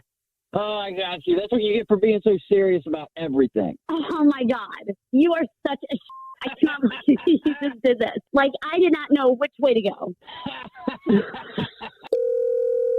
Hello? Hey, it's Pete Eakins over at Medical Group. Is this Trace? Yes, it is. Well, Trace, I hope you're sitting down because we got your blood work back, and oh my, have I got news for you. Sitting down. Is everything okay? Kind of depends, I guess, Trace. All I have to say is we got your blood work back, and whoa, we found something big. Your life is about to change. Life is, it's over pretty much. Wait. Life I know is over? What does that mean? Oh, you know what? Hey, shoot, Trace, I'm sorry. I'm getting another call. I got to put you on hold real quick, okay? No. You can't just tell me you got my results and my life is over. Put me on. Wait. Dr. Drea, I'm trying to deliver a baby. How can I help you? Hello? Hey, that's enough out of you. Can someone give that woman some morphine? Actually, no, screw it. Give me the morphine and epidural. Now, who is this? This is Trace, and I got a call about some test results. In the middle of delivering a baby. No. My name is. Hey, I said keep it down. Can you don't push yet? Don't push. Hold on. I gotta go. Okay, I'm gonna. Medical billing. This is Pork. Wait. What did you say? I said medical billing. This is Pork. Who's this? Your name is Pork? Yes, my name's Pork. You got a problem with it? No. I don't have a problem with it. I was told I had some test results, and then I think someone to tell me what the is going on. It's short for Pork Chester, and if you laugh at me again, I'm going to punch you in the face. Whoa! What the is happening? You know, I don't have time for this shit. Pork out. Hey ho, Trace. Sorry about the wait there. Sorry about that. What is going on? I don't know what you're talking about. I just had to take a phone call real quick. Did someone else pick you up and tell you the news? I hope they didn't tell you the news. Because I'm going to be real angry if somebody broke the news to you. I wanted to give you the blood results. Wait, this is the guy I first talked to, right? Yeah, Pete Eakins. Pleasure to be at your service. I'm the guy that called you first with the blood test results. And I am going to be super mad if somebody else got to share the news because I wanted to deliver those results to you myself. I love it. I'm excited. Excited? What the talking about? I'm talking about the fact that you're pregnant. Hello? No, I'm not pregnant. Yes, you are. I'm looking at your test results right here. You are pregnant. Congratulations. Hey, I'm a male. I can't get pregnant, you idiot. Oh, shoot. You know what I just noticed? You're a man and you can't get pregnant. I just told you that. Yeah, I guess you did. Oh, you know what? I read it wrong. Your wife Taylor's pregnant. What? No, she's not. What the talking about? Well, I'll just let her tell you then. Yeah, babe. We're pregnant. Wait, what? Babe? Hey, what's up, man? This is the Jubal Show. That's actually a phone prank. My name's Jubal. Mine's Alex. Mine's English Evan. And your wife's on the phone because she wanted to let you know that she's pregnant. Woohoo! Congratulations! Yeah, congrats. Woo! Yeah, I am. Surprise! Hello. Hey, boss, this is Mitchell. So I know I'm not supposed to call this number, but I wanted to let you know it's been a really, really good day here, and I would refer to it as sort of a banner day, so that's cool. Well, I'm sorry. Wait, who's this? I guess we haven't really talked yet. So Jennifer hired me last week.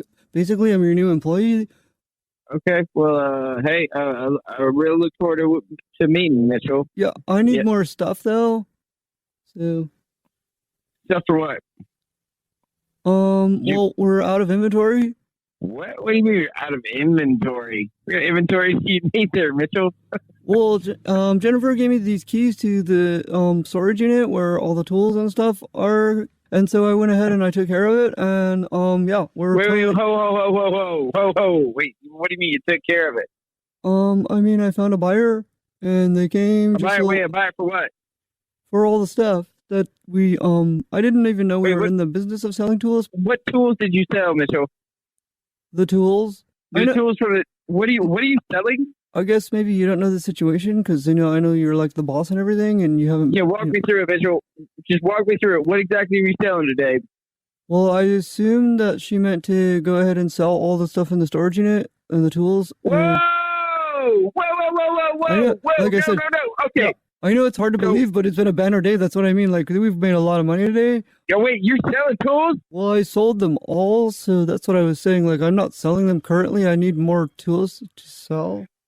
I'm going to be down there in probably 15 minutes. Just sit tight and do not go anywhere. I can tell that you're excited and you want to come down here and see exactly like how much money we made and how much money we're talking about here? So that was the one thing too that I wanted to ask you about because we don't have a credit card machine down here, and they said they'd come back with a check. So I went ahead and loaded everything, and then they said that they would be back like in an hour or so, which is good if you come down here because then you could be here to like shake their hand because they bought everything. You loaded up somewhere and you didn't take any money? Well, no, they gave me a IOU. Oh, no, Mickey. Yeah. No. Thank you very much for coming. You sit right there. I'll be right down. They said it would be an hour or two before they're back, so you take your time. I can't believe somebody would hire somebody like you. Okay, so I don't know why you're getting upset, sir. Like, I thought you'd be happy about this. Maybe you're just sort of pushing me to see if I can even sell more tools with no tools in here. I'll go back on Craigslist and post another ad. Don't do anything. Okay. Just sit right there. Right here, there. I will be down there. In? Hello? 15 minutes. 15 minutes? I will be down there in 15 minutes. In 15 minutes? Sit tight, Mitchell. Sit tight. Okay, well, at this point, then I'm just going to let you know this is a prank phone call. What? Yeah, this is actually Jubal from the Jubal Show doing a phone prank on you, and your employee Jennifer set you up. Oh my God. She said that you guys. Oh my God. I think I just had an aneurysm. She said you just gave all your employees keys to the new storage unit and were nervous that somebody was going to sell all the stuff. I got you. Oh, Jennifer, you are definitely fired. You can't fire me. I quit.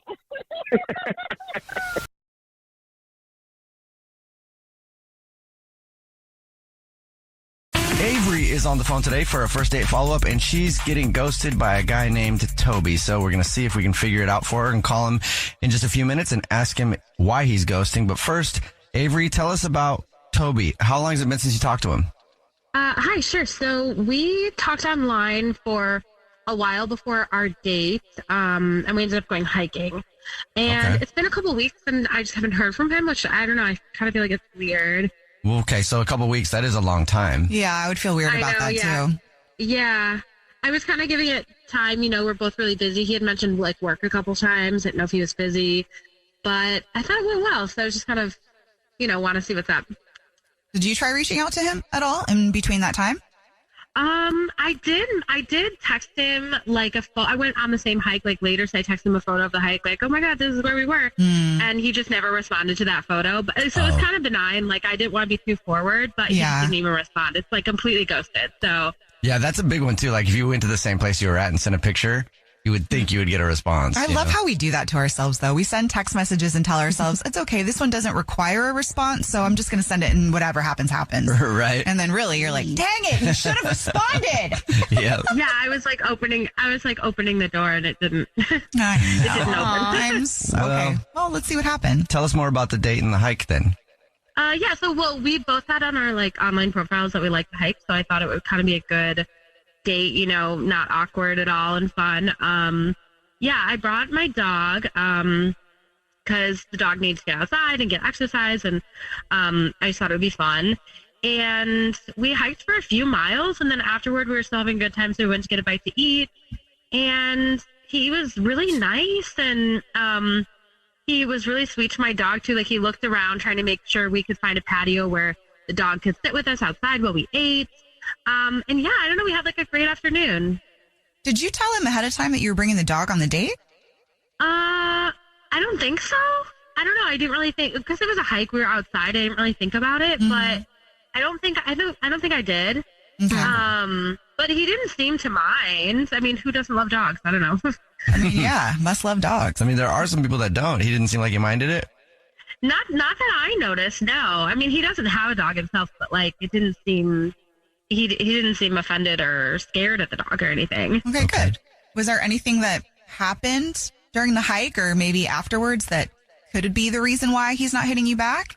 I don't know. I mean, something did kind of seem off after lunch, but, you know, like at the end of the date, he kind of left, not abruptly, but like, you know, I thought we might continue hanging out, but I didn't know if he just didn't like his food. He ended up giving the rest of his meal to my dog, so I thought it was kind of cute, but... What did you guys eat? It was a lasagna? I hope not. No, it's like tacos. Okay. Yeah. Yeah. Yeah, I don't know. I guess I just thought he got caught up with work or something. Or maybe the hike was like, maybe he liked not strenuous hikes and it was too much. I don't know. Okay. I'm honestly I'm baffled. When you say it was different after you ate, how was he different? Like he just kind of said he had to go, and you know, I kept making suggestions of like, oh, we could walk back to our cars together, or like I could drop the dog back at my house and we could go do something else, and he just kind of shut everything down and was like, no, I have to go. Whereas earlier we had been talking about like not making plans for the future, you know, but I mean like kind of talking about ideas of other things that we could do, you know? Yeah. Okay. Well, we'll see if we can figure it out for you. We'll play a song, come back, and then call him and see if he'll tell us why he's ghosting you, and then see if you also want another date after you find out why, and maybe get you another date, okay? Okay. Avery is on the phone, and she's getting ghosted by Toby. So we're about to call him and see if he'll tell us why he's ghosting her. But before we do that, Avery, why don't you refresh everybody's memory on your date with Toby? Sure. So we went hiking a couple weeks ago with my dog and went really well. Conversation was flowing fine. We got food afterwards, seemed to have a good time. But since then, he's kind of ghosted me, and I'm not sure why he doesn't want to get together again. You ready to call him? Yeah. All right, here we go.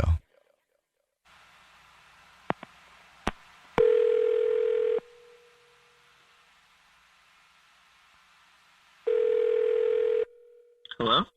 Hi, may I speak to Toby, please? Hey, yeah, this is Toby. Toby, how are you? My name is Jubal. I host a radio show, and it's called The Jubal Show. Hi, Toby. The show's here, too. I'm Nina. Hi, I'm Victoria. Oh, hey.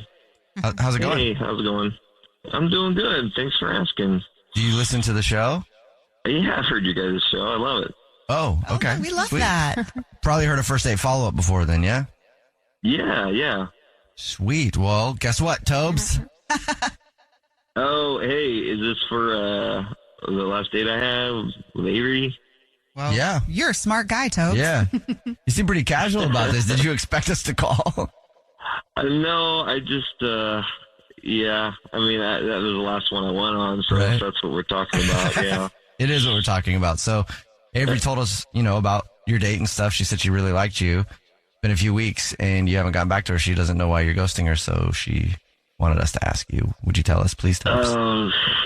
Yeah. I feel bad, but like, I just couldn't stand her dog that she brought along the date. So it was a dog. I mean, she didn't mention it, and I don't know. It's not that big of a problem, but I mean, like, just kind of like a heads up would have been nice, like, hey, I'm going to bring my dog on the hike, We asked her if she asked you or told you that the dog was going to come. Yeah, she said she didn't because she just figured it was an outside hike, but she also mentioned that you were really great to her dog. You fed her dog. You were giving the dog love, so... I mean, somebody kind of had to. I mean, the dog is not, like, well-behaved at all. I mean, the whole time it was, like, pulling her along, and I was like, all right, I'm going to have to take over this leash because you're getting like yanked.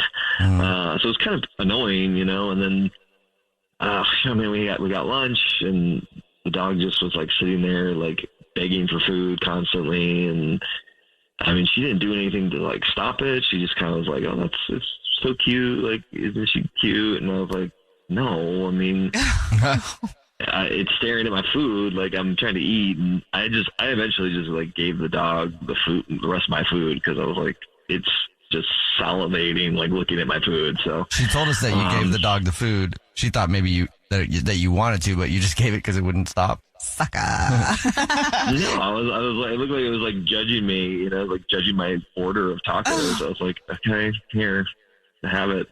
You like dogs, but you just didn't like this one the way it acted. So you felt like you were on a date with the dog.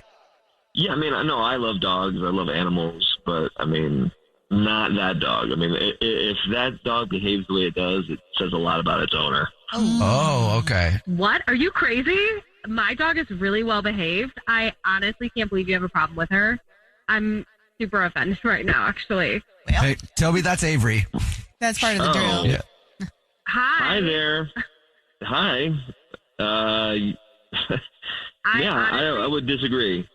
If you had a problem with dogs or didn't like dogs, I didn't have to bring the dog on the hike, but we had talked about them before, and she's really, really well behaved. She's completely trained. We did training classes and everything, and yeah, we were outside. She was having fun and running around while we were hiking, but that's literally what dogs do. So I didn't realize you had a problem with dogs. I don't have a problem with dogs. Your dog is not trained. I think you should get a refund because whatever training you've had, that dog is like wild. So I'm sorry, but that's not the case. I've never had anyone tell me that before, and I've brought my dog on other dates before. She comes and hangs out with my friends, and we go to restaurants, and no one's ever had a problem with her. She's super cute, and I don't know, maybe she just got a weird vibe from you. Oh, that does happen. I think other friends might not be telling you the truth. That's all I'm saying, like, because you got to wrangle the dog in. Well, I don't think we'll be hanging out again then because I trust my dog. She has a really good sense of character, and she clearly didn't take you, so I don't have any interest either. Well, are you sure? Hey, Toby, would you like to go again with Avery on a second date? We'll pay for it. No. I have to ask. No, it's okay. I'll pass. She can have a date with her dog. I would much rather hang out with my dog any day, truly. Cool. I will take my dog on the date. It's the dog test. Yeah, and maybe I'll see you on that hike again sometime, and she'll pee on your foot or something. Okay. Ryan is on the phone today for a first date follow-up. He's getting ghosted by a woman named Jennifer. Ryan, thank you for coming on the show. Hey, before we get into the date and stuff, how long has it been since you heard from Jennifer? Oh, God, it's been, a few weeks, I believe now. So that's definitely getting ghosted then. Okay. Well, let's see if we can figure out what's going on. How about you tell us how you guys met and what happened on the date? Okay, so we met on Hinge, if you know what that is. Sure do. And, okay, I figured you would. And, we went to dinner, and then, we had a nice time at dinner, nice conversation and stuff. And after dinner, we went to a different place and got some ice cream, just talked a little longer and stuff. And then when it was over, we parted ways, but what I thought was a good sign is we shared a kiss before ending the night. That normally is a good sign. Yeah. At the end of the night, I mentioned about a second date, and she said that would be cool. So that's kind of why I'm a little confused about not getting a text back or anything. So did you reach out to her again after the date then? Oh, yeah. Yeah, I've texted, a few times and stuff, and haven't heard anything. Maybe it's because I mentioned a second date, but I was really excited to take her to a museum that we were talking about that night on our first date. Well, I think mentioning the second date is always a good thing because that's your intention. You want to see her again because then she would know what to do with that. Was there anything leading up to the kiss? Like while you were getting ice cream, did anything happen that may have been kind of a red flag for her? I mean, not that I can think of. It all seemed, once we were done with the ice cream and stuff and we were parting ways, it just seemed natural. You're standing there and there's kind of that little lull and it's quiet and you lean in and she reciprocated. So, yeah, I thought everything was fine. Did your kiss have any tongue? Was it a good kiss? I mean, I thought it was a good kiss. Describe it in great detail, please. No, this is a serious question. No, for real, though. Did your kiss have tongue? No. Okay. So that could be a good thing or a bad thing? It's medium. That's usually not like there's a lot of fire. I see. It's more of like a polite. Was it an open lip kiss? I'm sorry I'm asking so many questions about the kiss, but it does signal that's fine. Yeah, what her intention is, because I've just given a kiss at the end of a date, even though I didn't wasn't feeling it. Yeah. It was more like a peck on the lips. Yeah. Grandmas do that. But so just a little thing of affection, like, oh, that was fun. Was it like a kiss from your grandma? Yeah. Was it a kiss from your grandma or a grandma or a grandma that's not your grandma that wants to kiss? Oh, okay. Probably don't answer because that's a lose-lose for you. Yeah. Okay, but there was a kiss. That's all we need. That's all we know. Yeah. Okay. Cool. Yeah, I mean, I think the kiss, it definitely wasn't a quick peck. I thought it was, I guess you'd say appropriate for the time. It wasn't just a quick peck. We held it for a while. Okay. All right, cool. Well, we'll try to figure out. Ryan is on the phone. He's getting ghosted by Jennifer, and we're about to call her, see if she'll tell us why she's ghosting him, and maybe get him another date if he still wants one. Ryan, before we call her, though, why don't you refresh everybody's memory on your time with Jennifer? Yeah, sure. So we met on Hinge, and we set up a dinner date. We went out to dinner, had some nice conversation, thought we had a nice time. We got some ice cream after, and we shared a kiss before ending the night. And then, before she left, I brought up about a second date to this museum that we were talking about during dinner that we both liked. I've been texting her with no reply. So we'll see if we can figure it out for you. Okay, here we go. We're going to call her right now. You ready? Mm-hmm. Okay.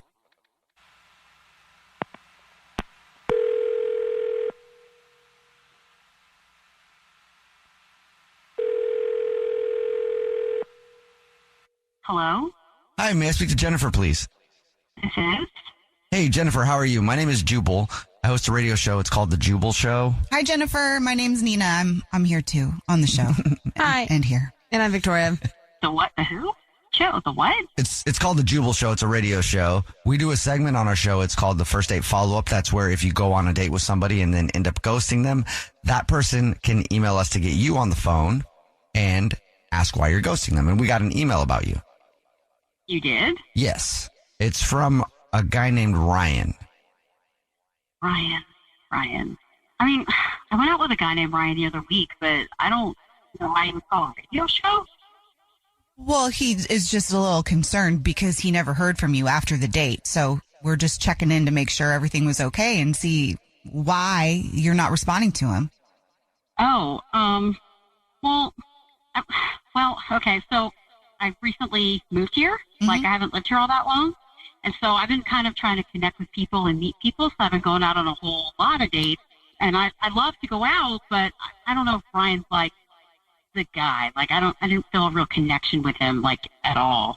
Oh, really? Our conversations were kind of bland. Like, he talked about himself like a whole lot and didn't really ask about me at all.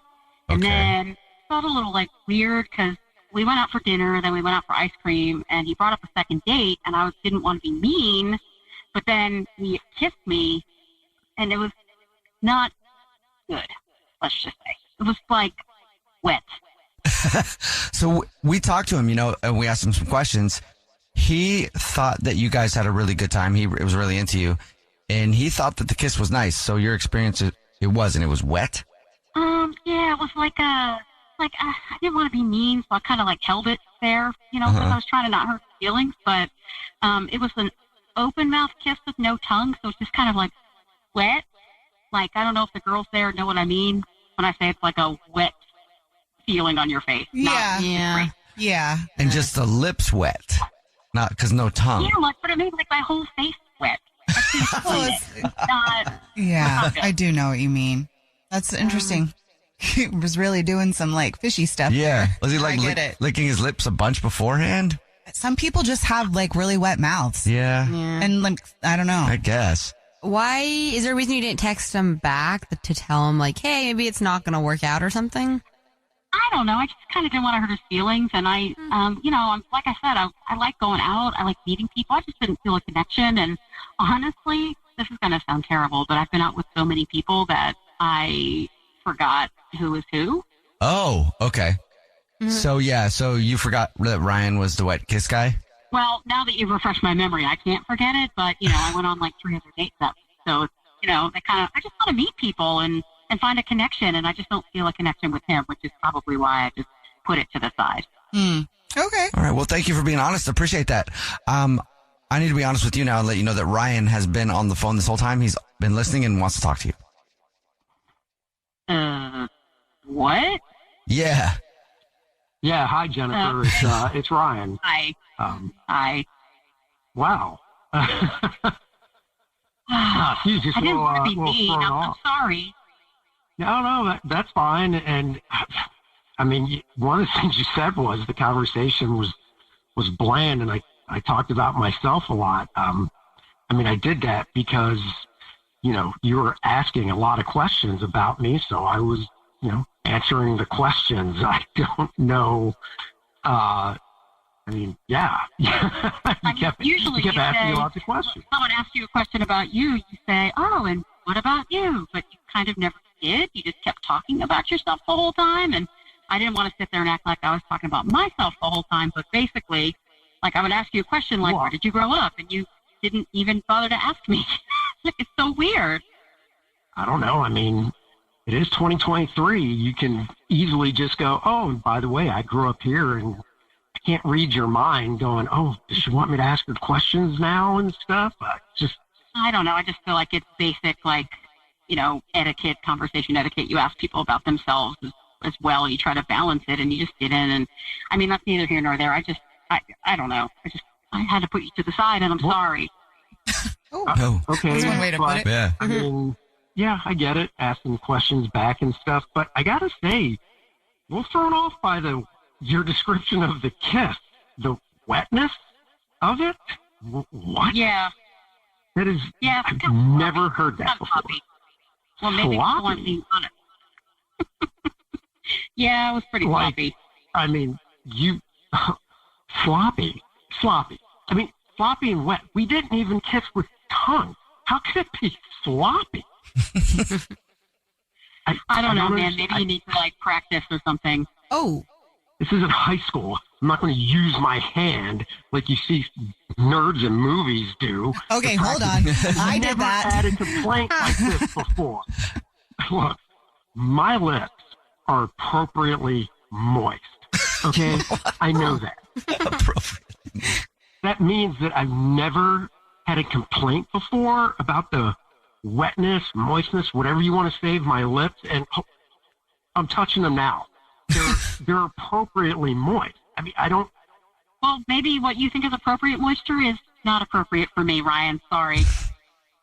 Okay.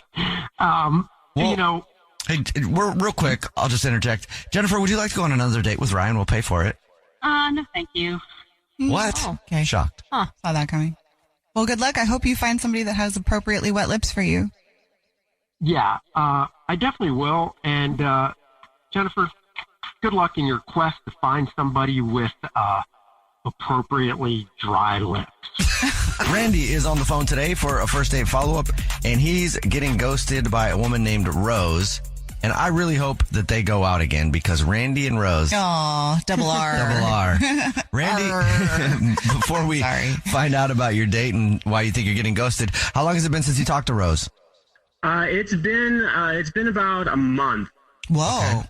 Yeah, I just was like, a week or two was understandable, but after about a month, it's like, okay, I think I did something really wrong here. Some things I just, I just really want to find out what happened, Sure. So we know you're getting ghosted. We just need to know why. But if it's been a whole month, why do you want to still get a hold of her? There's just something about her. I'm a podcaster and I do reviews on movies and stuff. And she commented on one of my stories on the podcast, and we just got to talking, and there was just such a strong connection that I couldn't let go. I can't stop thinking about it. I need to know. It's like everything seemed so great. Why did it disappear on me? Like, tell us about the date then. So we got to talking, and I found out that she lived close by. I had a movie I was reviewing. It was a horror film. You know, I asked, hey, do you want to go to this movie with me? We can get drinks at the bar beforehand and everything like that. And she was down. And I was like, that's perfect. And, you know, everything went off without a hitch. We went to the bar, had a few drinks, and I'm a movie buff. And so finding someone that is also passionate about movies, the conversation flowed so perfectly. We had a few drinks, really getting along. We went to the movie early. We were ready. The movie was pretty good. And again, it was a horror film, and so she did get a little scared. Did she jump into your lap at any point, or your arms? Well, you know, there was one moment. There was one really big scare moment. You know, the jump scares in movies. Yeah. Oh. So there was a big jump scare moment, and she grabbed my hand really tight then, and it felt really good. And I was like, you know, she might not be into horror films, yeah, but I kind of like the fact that she's a little scared. She's like holding on. Did she keep her hand on or take it off after? Well, she grabbed my hand really, really tight, and it actually hurt. That's how tight she grabbed it.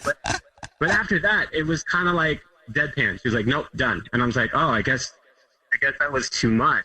It was one of the best feelings for me, at least, when I've gone on dates before to the movies. And if it's a scary movie, they jump and grab your hand, and then they leave it there on your hand. You're like, yes.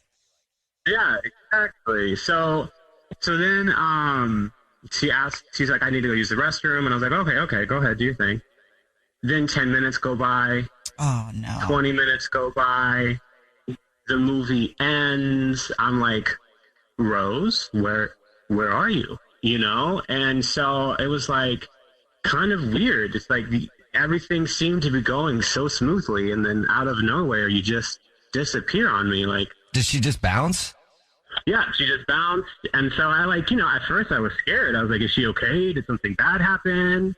Where did she go? But no text, no callback, no nothing. And I thought about, because I wrote the review. It was an okay movie. But I thought about mentioning something, but I was like, I don't want to bring anything up on my podcast. You're like, do not bring a date to this movie. Right, yeah, not a dating movie. This is a movie for friends, So I just am at a loss, and I really just want to know, what did I do wrong? Because if I did something incredibly wrong, I need to know, because I don't want to miss out on another person if she's done, I mean, but are you sure you don't want to just cut your losses? I mean, this girl bounced on you in the middle of a movie, which should be a red flag to you, and is not responding in a month, which should also be a red flag to you. So, I mean, I don't know. Yeah, 9 times out of 10, I'd be like, all right, it's over, it's fine. But there was just something about the way we connected over our love of movies that I was like, I can't let this go. I just can't. Well, we'll try to figure it out, man. Really interested in finding out what happened to Rose. Rose is the girl that Randy went out with for the first date follow-up today. We're about to call her and ask her why she's ghosting him and see if we can get him another date if he still wants one after he finds out the reason. But Rose just took off in the middle of their date. Randy, why don't you recap the date real quick to refresh everybody's memory before we call her? Oh, yeah, for sure. So I met Rose via a comment on the podcast that I work, and we hit it off. Thought we would grab a couple drinks before a movie that I had to review. Had the drink, great conversation, great start to the movie. In the middle of the movie, for some odd reason, she said she had to use the restroom and just never came back. And I don't know what happened. It's like scary or heartbreaking or both. All right, well, we'll try to figure it out for you. I'm going to call this number right now, see if she answers, and see if she'll tell us why she's ghosting you. Okay, you ready? Yeah, I'm ready. Okay, here we go.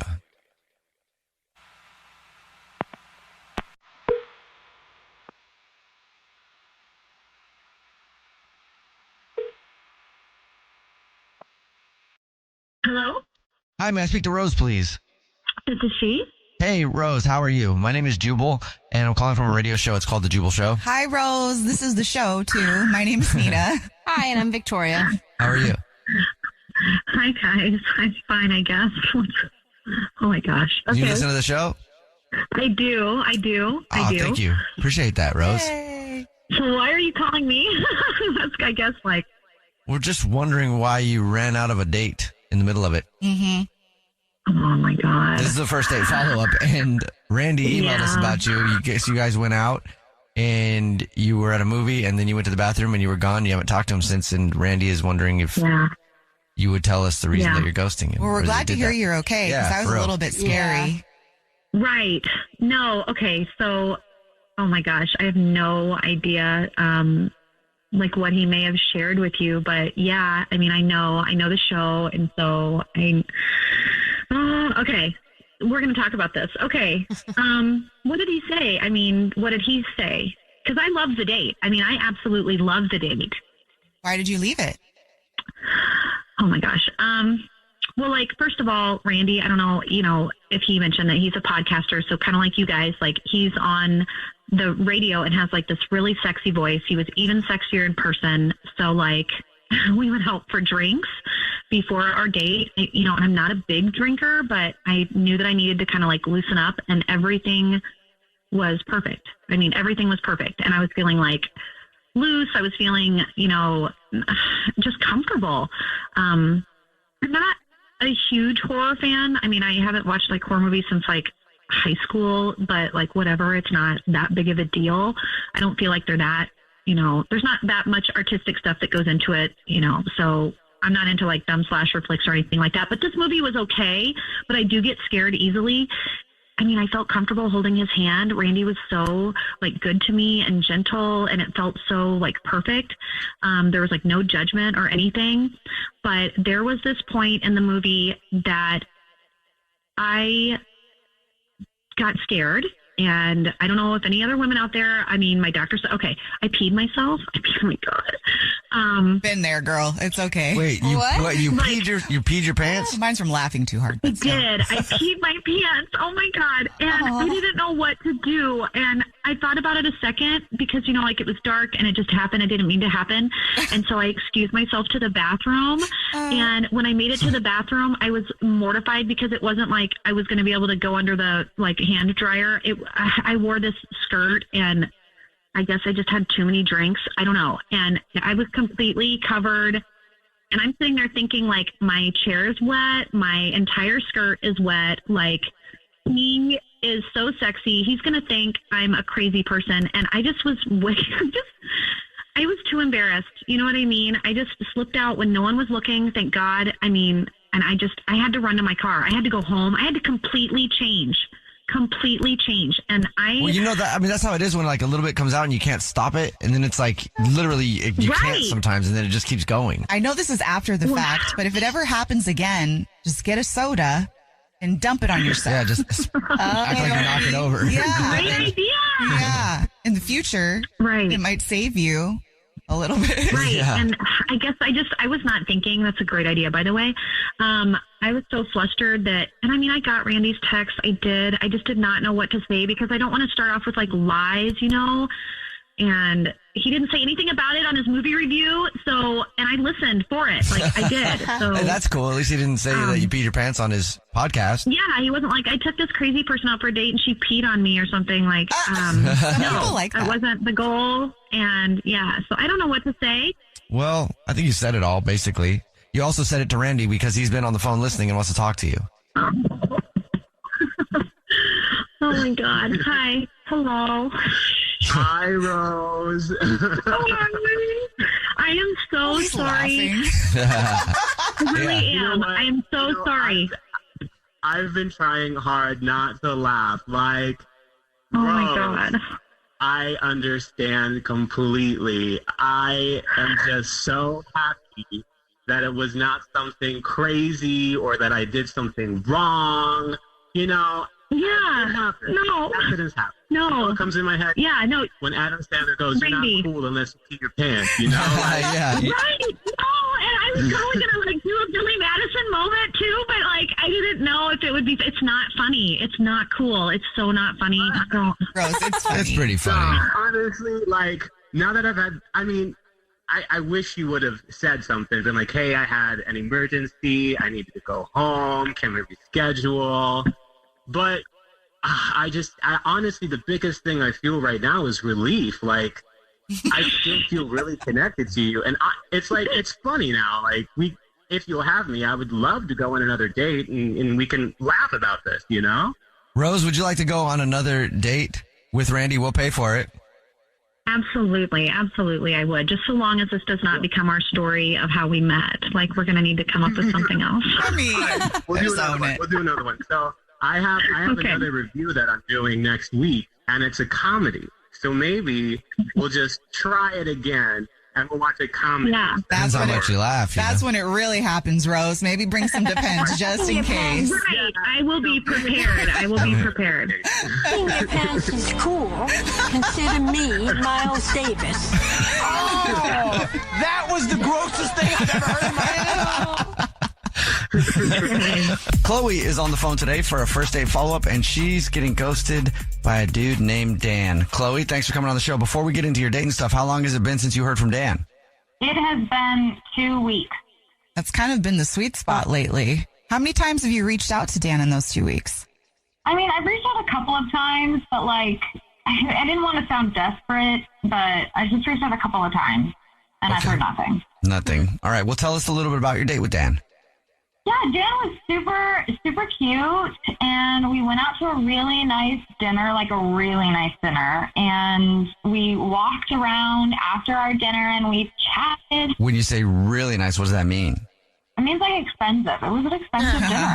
Well, what was it? Like, where'd you go?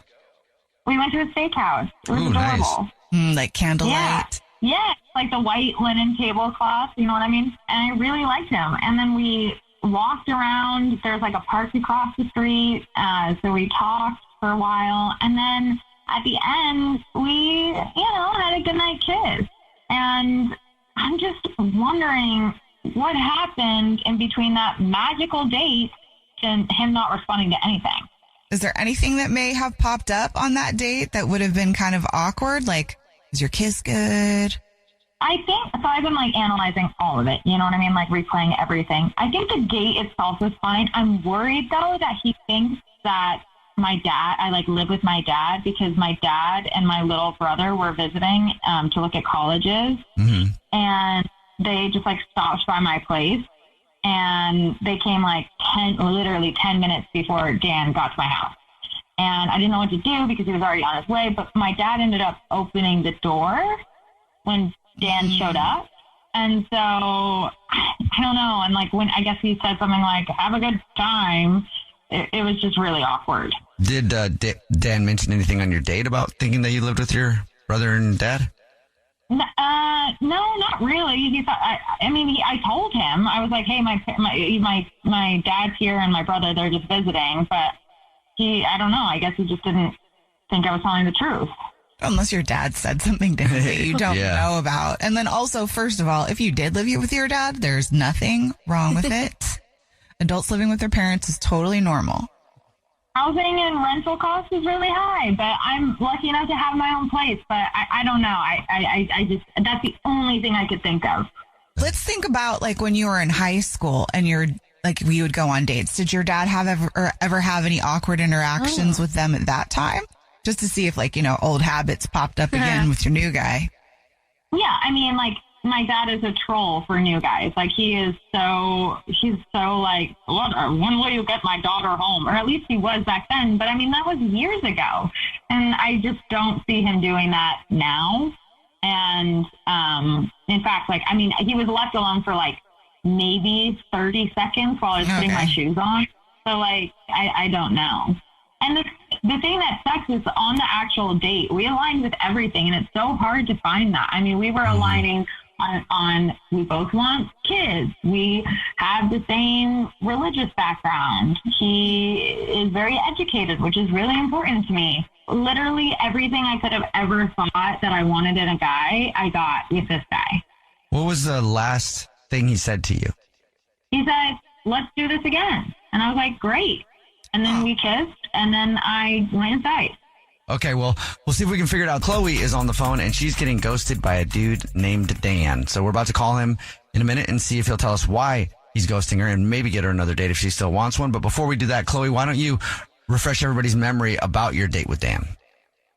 Okay, yeah. So Dan is a 10 out of 10, meets all my criteria for everything. We had a great date. We went to a nice dinner, walked around after, sat in the park, had a good night kiss, and then I just haven't heard from him in 2 weeks. I'm thinking the only thing that it could have been was my dad said something in the 30s that my dad was visiting. I don't know. My mind is spinning. I just don't know. Well, we'll see if we can figure it out for you. We're about to call him and see if he'll tell us why, and then see if you're still interested in another date. Here we go. You ready? I'm ready. Okay.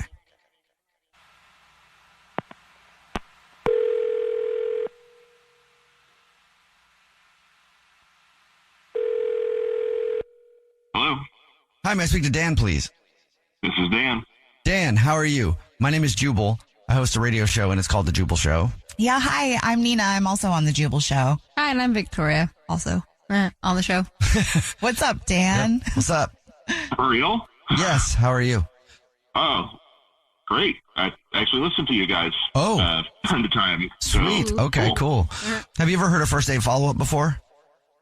Yeah, I have actually. Okay, cool. Well, guess what, Dan? Today's first date follow-up is starring you. All right. So you recently went on a date with someone, and now you're not calling them back, and they want to know why. Do you have any guesses on who that could be? Yeah, I think I do have a pretty good guess, actually. Ooh, Okay, throw it out there. We'll tell you if it's right. I mean, it's got to be Chloe. Yes, it is, Dan. Congratulations. You won absolutely nothing for that, but yes, it's Chloe. Well, yeah, I get it. You mind telling us why you're ghosting her? Sure. I mean, I'm ghosting her because, when we finished our dates and we went our separate ways, this guy comes running out of nowhere, punches me in the face, and tells me to stay away from his sister. What? Yeah, he's got a pretty mean right hook, and I really wasn't what to do at that point. So it's just like, all right, I guess I will avoid that situation.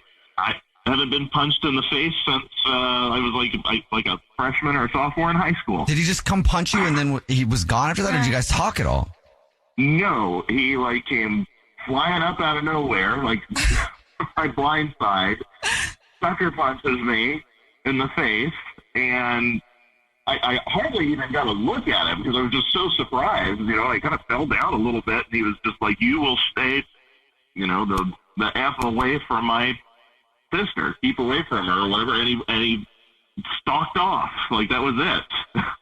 I was just so stunned I didn't even know what to say, and I just was like, okay. So I got in my car and left, and was just like, well, I guess that's that.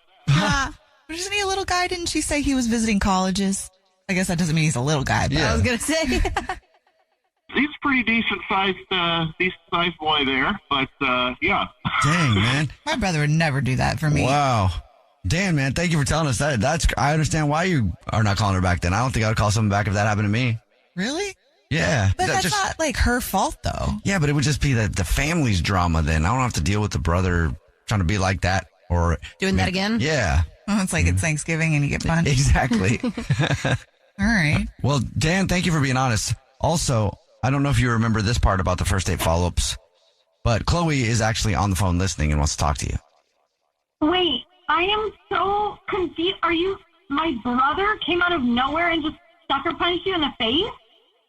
Yes, he did. Oh my God! I'm assuming he was your brother. I mean, I didn't really get a look at him at the beginning of the date, but yeah, I mean, he just said stay away from my sister. What? I wish you would have told me, because now I have to go punch my brother. But no, I mean, listen, my brother is super protective over me because my ex-boyfriend cheated on me and there was a lot of drama. So I don't know what the hell he was thinking. In his mind, it was like protecting me, even though, I'm so embarrassed. I'm so sorry. There's no excuse. So it really probably could have been your brother, because you never know. There's some crazies in the streets, I strongly feel like that's something that idiot would do. I mean, I thought about responding back, but I mean, just thinking about it, it's just like, well, I don't know this guy. He's crazy enough to come and punch me in the face. I mean, I was going to get in my car, so I was just like, I mean, I don't want this guy like tracking me down if I decided to call you back or text you back anyway. So, you know, I would have liked to, but I just, again, I don't know what I'm dealing with this guy. I'm just so surprised to get punched. Okay, why don't we do this? Why don't we meet up again? We have a take 2. I tell my brother to back off, and he's going to give you a formal apology. It's going to be awkward for everyone, but he needs to apologize. And then we'll do it again because I had such a great time with you, Dan, and I really want, you know, another shot at that. Hey, I understand. I mean, especially if he's just trying to be protective and he thought there was something going on that he didn't like. I'm totally down for a second date. Just definitely talk to her or talk to your brother and make sure that, you know, just make sure he's not going to stalk me again. And, you know, we can take it from there, I guess. Chloe, do you think your brother would listen to you, or is he kind of a loose cannon? Well, he's gonna. Let me tell you that. He's gonna listen to me, or else he's gonna punch you in the face. Well, usually I ask if you guys want to go on another date, and I'll pay for it. Well, the station will pay for it. I guess you guys already decided that, so congratulations. Yay. You guys are going out again. Yay! No one get punched in the face again. Like it hurts. No punching. Only if it's consensual. Like if it's something, if the date goes to a certain place, then have fun with it if you guys are both into that. But other than that, no more punching. All right, code word. Drea is on the phone today for a first date follow-up, and she's getting ghosted from a date she went on with a woman named Carolina. So we're going to see if we can help figure it out for her and maybe get her another date if she still wants one in a second. But first, Drea, how long has it been since you heard from Carolina? It's been about a week now that I haven't heard from her. Okay. And yeah, so I'm just really confused because first, like, we met at work, and we've kind of been flirting, like, back and forth, you know, just kind of office romance, I guess. That's fun. And until it isn't. Like, yeah, exactly. But she's really pretty. She has a great sense of humor, and we've actually been having coffee, like, in the office break room and stuff, and kind of getting to know each other. So we kind of knew each other before going into the date. And so I finally got up the nerve to ask her out, and I've been wanting to play pickleball because I've heard there's so much hype around it, and I thought it would be fun. Is that what you did for your date? Yeah, we played a couple of rounds of pickleball, and then we had some drinks afterwards at the bar. Okay. And I mean, as far as I'm concerned, the date was great. Like, the conversation was wonderful. Like I said, she has a great personality. She's funny. She has wonderful sense of humor. And we even shared a little kiss. Oh. But yeah, the next day I was excited to, like, get to work and see her, and she wasn't there. So I texted her because I was like, oh no, you know, I just wanted to make sure she was okay. Maybe she was sick. I wanted to check in on her. And she didn't answer me back. And so she hasn't been at work all week. She get fired? I don't know. I haven't heard anything, so I don't think so. But I've been reaching out to her, and I'm actually, like, kind of worried because, like, I don't know if something happened or if she's really sick or if, I mean, maybe, I just don't know. I thought we had a great date. I think, you know, now I'm just worried I did something. Do they have, like, a policy about dating other coworkers at your office?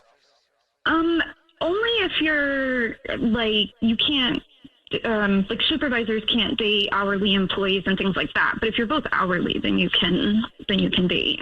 Okay, then it's a free for all. Yeah. You guys are all you guys are just dating each other. I love it. Does she usually show up to work every day? Like, I mean, is she the type of person that just calls out sick randomly sometimes, or?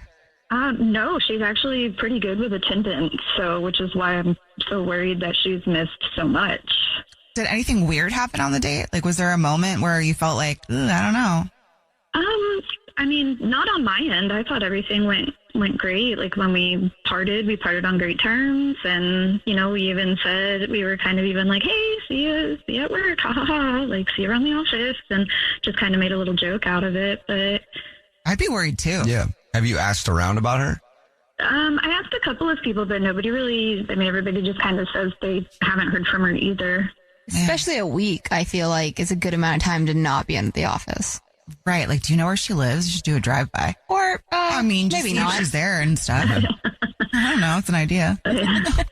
I did call her from a blocked number to see if she would answer, and she did answer, but I got a little nervous and just hung up.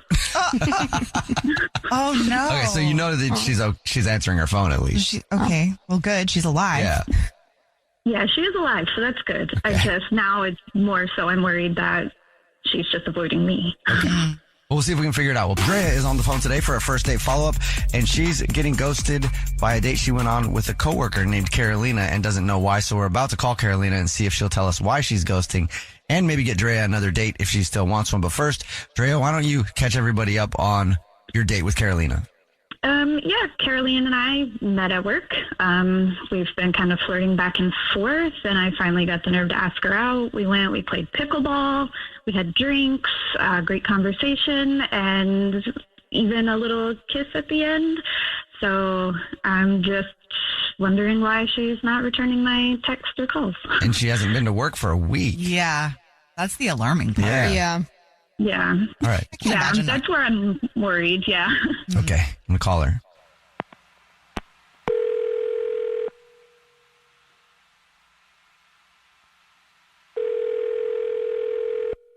Hello? Hi, may I speak to Carolina, please? Yes, this is Carolina. Carolina, how are you? My name is Jubal, and I host a radio show, and it's called The Jubal Show. Hi, Carolina. The show's here, too. My name's Nina. Hi, and I'm Victoria. There's 3 of us on the phone with you right now. Hi. Okay, sorry. 3 of you? Okay, what's going on? We do a segment on our show. It's called the First Date Follow-Up. That's where if you go out on a date with somebody and end up ghosting them, that person can email us to get you on the phone and ask why you're ghosting them. So we got an email about you from somebody that you dated recently. Okay. Any idea who it would be? Was it Drea? Yes, it was. Drea wants to know why you're ghosting her and why you haven't been to work. Okay, so I'll tell you about that. Okay, cool. I mean, if you don't mind. Sure, you're going to ask me about it. Okay, yeah, that'd be great. Sorry.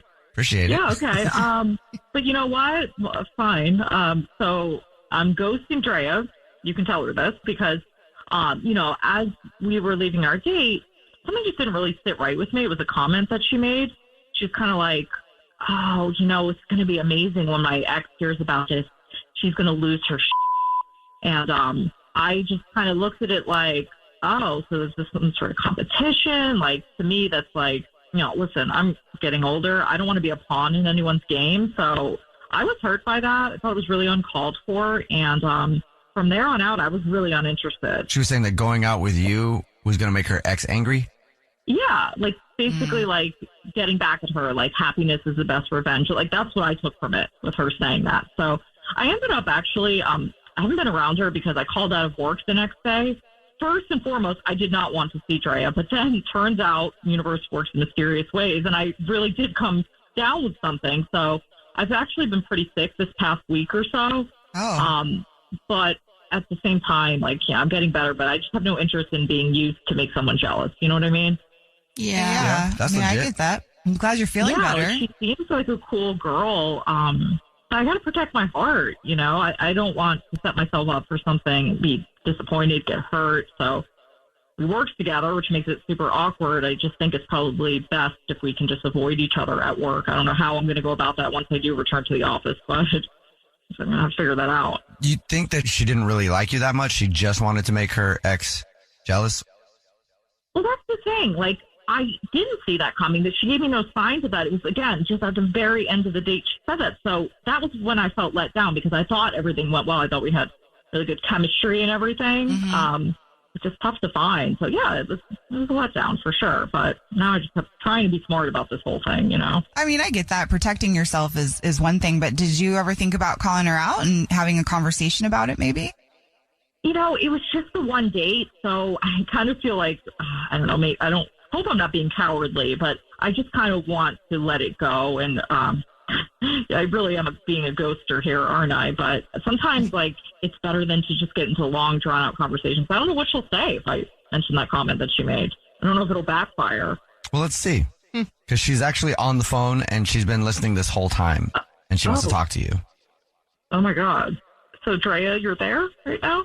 Yeah, I'm here. Sorry. Sorry, it just got kind of like, I just got really anxious all of a sudden. First of all, I am so sorry. Like, let me apologize for making that comment.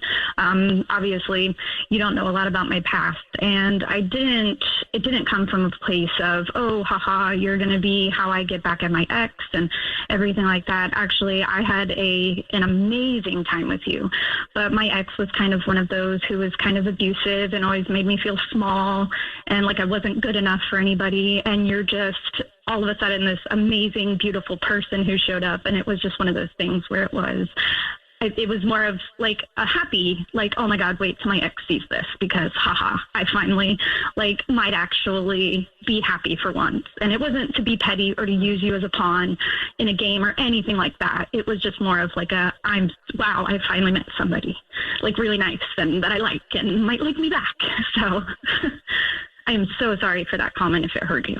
Okay. I would say right now, like, I do appreciate the apology for sure. And, didn't think that's where you'd be coming from. Not really sure if I'm interested in taking this any further. For me, the biggest reason why is just kind of like the whole ex talk. I feel like this is a lot of talk about your ex, and like I don't even like bringing up like past girlfriends or even guys I dated about nothing from the past, like early on. So I feel like this is a lot coming at me. Does that make sense? You dated guys? Yes, I date people for sure. Yeah. Oh, yeah. You didn't tell me that, so I didn't know that. So like I said, I don't mention, girl keeps her secrets for sure. So, that's kind of, I don't know. It's a lot. Yeah, well, you're getting on to me about like my ex, but you didn't even tell me about your exes. So it's just kind of odd to me. I wasn't really getting on to you about your ex. I think for me, it was just more about like, oh, that seems like some game playing there. So, yeah, well, I guess I just kind of like to be upfront about things. I don't really like to keep things from people, even though early on in a relationship, because when you're trying to get to know somebody, you're trying to get to know somebody. Yeah, but like in time, for sure. That is exactly what I'm trying to say. Like, you just pretty much stated that there. I just think it takes time to get to know one another. I don't need to know everything up front. I guess I'm just kind of different on that end. I kind of like to know. I think we're different. Carolina, would you like to go out with Drea again on another date? We'll pay for it. I think I've just made myself pretty clear here. Again, I think she seems like a cool girl, but I just think, I'm not the one for her. I know it's early on, but I can tell. I can definitely tell we're just not a match, but. Yeah, no, that's fine. I mean, I would still like to be friends because I think you're a really cool girl. But I mean, I'm not really interested either because, like you want to hide things from me. So. Well, hopefully, work friends. We'll leave it at that. Yeah. All right. Well, see you at work, Carolina. Yeah, have a good first day back after being sick. Oh, thank you. Lola is on the phone today for a first date follow-up, and she's getting ghosted by Dante. So we're going to see if we can get him on the phone in just a few minutes, ask him why he's ghosting her, and maybe get her another date if she still wants one. But first, Lola, how long has it been since your date with Dante? It was like a week and a half, almost 2 weeks ago. We met at this bar close to where I work. It was happy hour. Have you tried to get a hold of him in that time, or have you texted him since your date? Yes, I've texted him a couple of times and literally no response. Like the first time he was like, hey, I'm busy. I'll hit you up in a little bit. Then never heard anything. I waited, a couple days, and then I tried again and nothing. And then I tried once more last night and still nothing. And that's why I called you off. What is it about him that makes you want to talk to him so bad? Because don't you just kind of want to be like, well, screw you then, bro? I do. That's part of it now. But it's like I've been ghosted before. I've ghosted before. Like I've always known why. Like, you know what I mean? Like where you can look back and you're like, oh, it was probably this or it was probably that. Yeah. And like this night, everything seemed to go so well. I think that's part of it is just like, what did I do? Like, is it me? Is it him? I don't know if he's married. It's like, I don't know what the deal is. I just kind of, it'd be nice to talk to him again or see him again. But more than anything, I just kind of want to know, like, what's up? Like, why? Because everything was so nice that night. There's not anything you can think of that could have been an awkward moment or anything like that? No, like we were at this bar, and like I've seen him before and always drew my interest, but I never approached or anything like that. And then that night I was there for happy hour with a couple of friends after work, and he came over and started talking to us. And then my other friends kind of like walked away, and it was just the two of us. And it's this cool place. They have like board games and plants, and it's just a like chill vibe, you know? And so we played a couple board games, played Battleship. I haven't done that in like forever. It's like a fun place. And I was trying, it was really cool. And I was trying to like, just trying to see where he was. And he like he found my Battleship and kept, hitting. And I was like, sir, are you hitting on me? And like, funny. That like broke the tension, and we both started laughing. And then that's when like we just started like really talking, and we were doing that question game, that starts with like, oh, who's your favorite band? Then things get, a little more intense. It's like, you ever run from the cops like in college or whatever? You ever catch your parents? Did your parents ever catch you? That kind of stuff. Yeah. The weirdest one was body count. Who asked that question? And he asked. He asked. On the first date? Like, not even a date, really. Like, we're just chilling. Right. And I guess that is a weird question to ask on the first date, how many people you've been with or whatever. But I could see it in that moment being like you're playing a fun game, so I wouldn't even think about it. Then I would say to her, like, oh, probably like a crunchy question to ask her. Okay. So then how did you react to that? Well, I turned it back on him. I was like, well, what's yours? And so then he answered, and I was like, okay, well, his is more than mine. And so I said it. I gave my honest body count, and it didn't seem like it was a big deal. We kept hanging out, kept drinking. He even, he was like, hey, should we go somewhere else? I was like, oh, I've got to work tomorrow. And I didn't want to leave, but like, I didn't want to, it was just such a good night. I didn't want anything more to like ruin that. So like we said our goodbyes, we exchanged numbers, and and that was it. Yeah. Well, we'll try to figure it out for you. Lola is on the phone, and Lola is getting ghosted by a dude named Dante, and she has no idea why. Maybe it's because she sunk his battleship. Not sure, but we'll find out. Literally. Before we give him a call to see why he's ghosting you, Lola, why don't you kind of recap your date for everybody? We met at happy hour after work, hung out, played board games, Battleship, had great conversations, played questions game, drank a little, said goodnight. Everything seemed cool. And then he's literally ghosted me. Are you ready to call him and ask him? I think so. All right, here we go.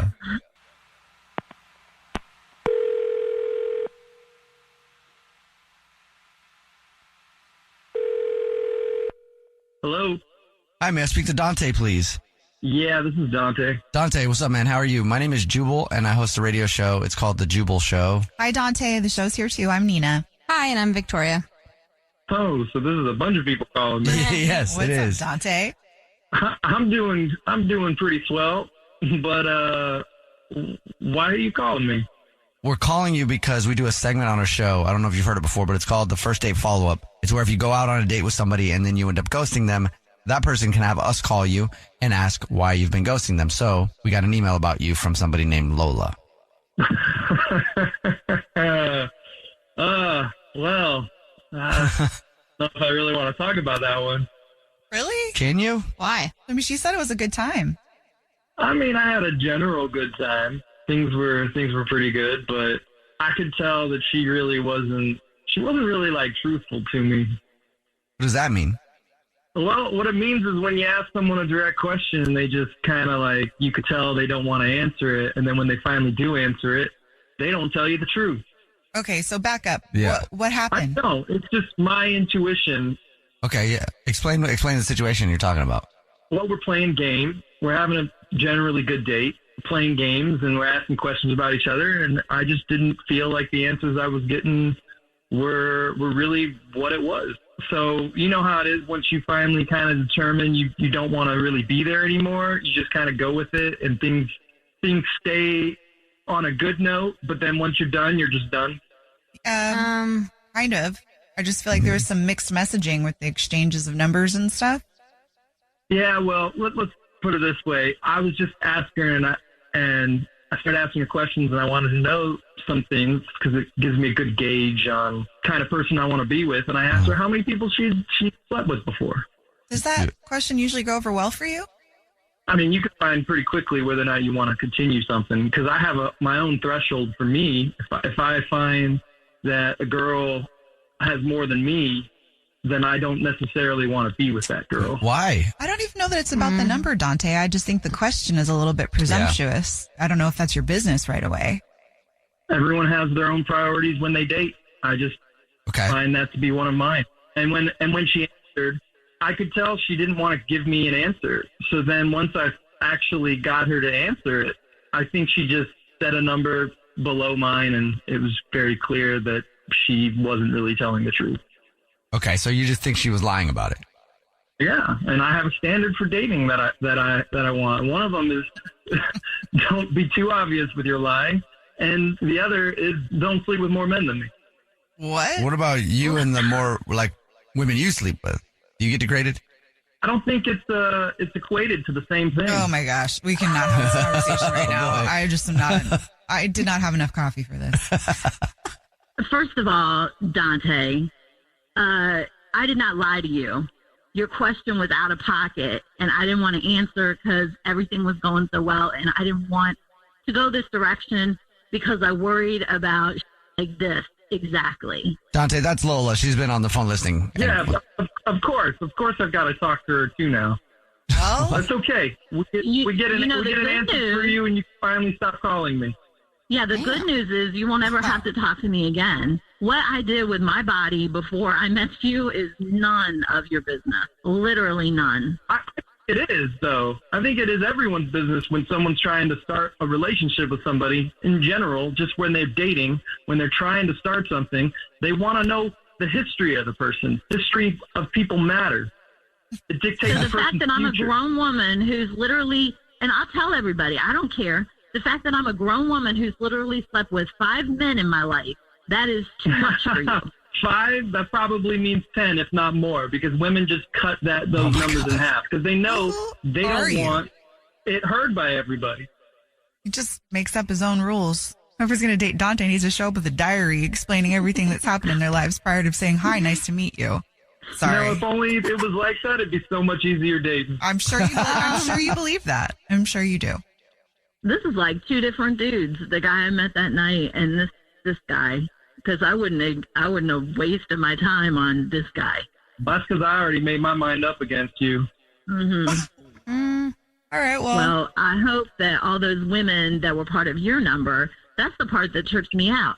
Is like you go ahead, you slept with more than twice as many people as I had. If your number is even correct, if you've got this formula, then that means that you probably use it too. Yeah, I mean, if we're talking about dude math, don't they cut it in half and like divide it by 3 or something like that? So if you said 15, really, we're talking about like what, 45? Exactly. Actually, whatever the dude says, it's usually half of that because half of them are virgins. They never get sex. It's so much harder for guys to actually get it, so they're trying to portray macho more so. This is interesting. You're an interesting guy, Dante. Very interesting. Yeah, I know I am. That's why I've already slept with 20 women. Gosh. Wow. Wait, this is a prize? Then we divide that by No, I don't know what the math is on that anymore. Dante, would you like to go on another date with Lola? We'll pay for it. No, I don't think I do. Cool. Yeah, not only do I not want to go on another date, I'm going to Venmo you for the drink you bought me, and I don't ever want to see you again. Oh, great. I get a refund. Nice. Yeah, I wouldn't even bother, though. Keep your money, girl. Yeah. Yeah, I'm just sorry I wasted I think we're good here. Well, this battleship just got sunk. Oh, yeah. Maybe it. Yeah, you sunk it when you sucked. What? What? Whoa. Lauren is on the phone for a first date follow-up, and she's getting ghosted by a dude named Jackson. Lauren, before we get into all the details of your date, how long has it been since you heard from Jackson? At this point, it's been 2 weeks. Ooh, 2 weeks. Okay. And on a scale of 1 to 10, how hot is Jackson? Because I've never seen a not hot Jackson. Oh, yeah, that's the thing. He is hot. And that's why I'm also disappointed. Oh. Okay, I probably shouldn't have brought that part up. My bad. Well, let's hear about it, Lauren. How did you meet Jackson? What was the date like? Yeah, I mean, the date was nice. We went to a restaurant, had an appetizer, then our meal, and I thought we had a really good time. I mean, we both have, like, similar hobbies and, like, are very healthy and fitness-oriented and, like, have a passion for that. So that's always nice, you know, like, if one person is, like, only eats steak and fries and the other person eats salad, making dinner can be challenging. So it's just nice to have similar passions and things to do together. I just really can't figure out what's happening and, like, why I'm being ghosted. Is there anything that happened on the date that you can think of? I'm thinking maybe there's something that I said, because, like, I mentioned that I was a nurse, and he said his sister is a nurse, and, like, maybe he was worried that we'd be connected, or he wants someone that, like, doesn't have, like, a connection to his sister and his family. I'm not really sure. How did your date end? Like, did you guys kiss? Was there tension?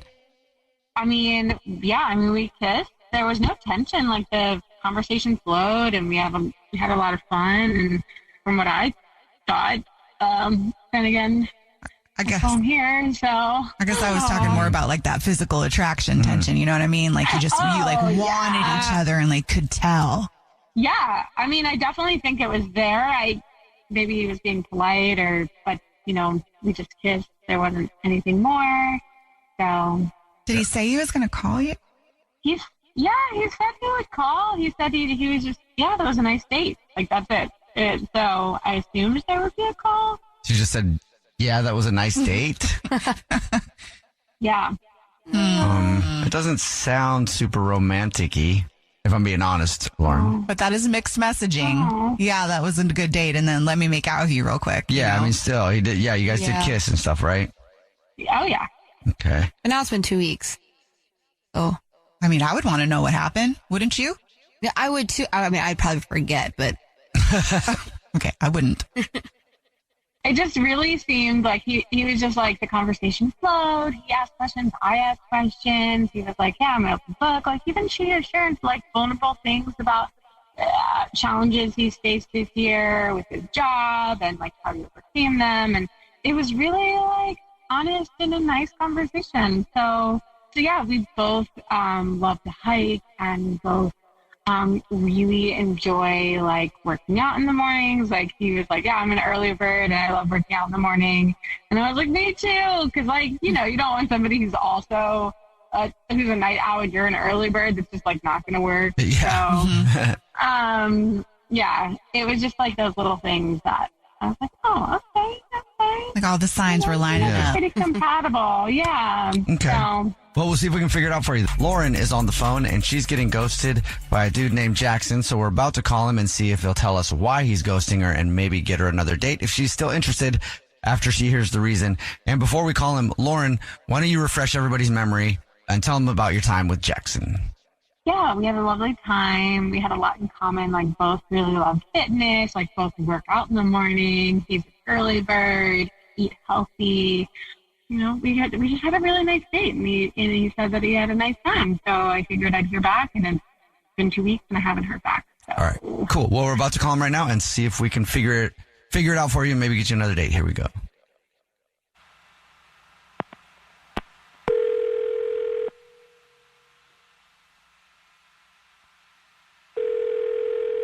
Hello. Hi, may I speak to Jackson, please? This is him. Hey, man, what's up? How are you? My name is Jubal from a radio show called The Jubal Show. The Jubal Show has a few people on it, by the way. I'm Nina, and I'm one of those people. Hi. Hi, and I'm Victoria. I'm another one of those people. What's up? Nothing much. I'm just a little starstruck. I love the show. Oh, all right. So well, nice. thank you, man. Mm-hmm. Have you ever heard a first date follow-up before? I have. Yeah. What do you think of them? I'm assuming I'm in one now. Yes, like, is you this a are, survey Jackson. about the show? Jackson, we got an email about you, man. Is it from Lauren? What'd you do, Jackson? Yes, it's from Lauren. I figure it was the last date I was on, so I was like, so what did Lauren have to say? Well, she had a great time, Jackson. Mm-hmm. She said you guys even had a nice little kiss at the end. You guys like to work out and stuff, but she's kind of confused. Why haven't you hit her up? Yeah, she was right. The date was great. Very conversational. She's easy to talk to. She's beautiful, on both inside and out, which is important. She's a really good person. She's a nurse. I got a sister who's a nurse, so that was kind of cool. We got to talk a little bit about that. So here's where things kind of broke down for me. We went to a nice restaurant, not a super nice restaurant, and we go to order, and she orders off the kids' meal. And she's ordered chicken fingers and fries, and she had talked about how health conscious she was and how important it was to her. And for her to get chicken fingers and fries, it kind of just went, maybe she's not as health conscious. And I kind of need someone who's health conscious. Haven't you heard of a cheat meal? I'm just saying. You're going to chicken finger shame this girl. Sometimes a girl just needs her chicken fingers and fries. I've That's never a heard real of chicken thing. finger shaming before, but I like it. Yeah, no, it's not. I mean, I'm not trying to shame anyone for it. I'm really not. Part of me is like, if you're going to cheat with something good. Chicken fingers and fries. I'm like, you're in a nice restaurant. I'm sure they have some really good cheat meals. Chicken fingers and fries, it's all fried food. And if this is what she eats all the time, then I can't do that. I can't. It has taken way too long for me to get into shape. I grew up a really big kid. I was a really big adult for a long time. At my heaviest, I was at 362 pounds. I'm 5'6", so that's huge. And now I've had to really cut out everything for health. You know, it got to the point where the doctors are like, we can't even prescribe you medicine. Your liver and everything is so bad. It's so fatty. We got to get you to lose weight. So I really can't be around it. It's kind of like an alcoholic. Right. Or a former smoker and all that kind of stuff. Yeah, I can't be around that because then I will eat it and I will get back into those habits and I just can't. You liked her though. I did. She was a really cool person. I'm like one time with the chicken fingers. You don't want to say if maybe, you go out another time and then she makes another questionable food choice in your opinion? If this was a one-time thing, she's like, no, this is just a cheat meal. I normally am really, really great. Then yeah, that's great. And that's my bad for not conveying or, communicating my issues. I just kind of panicked. Well, let's talk to her about it because she's actually on the phone listening and wants to talk to you.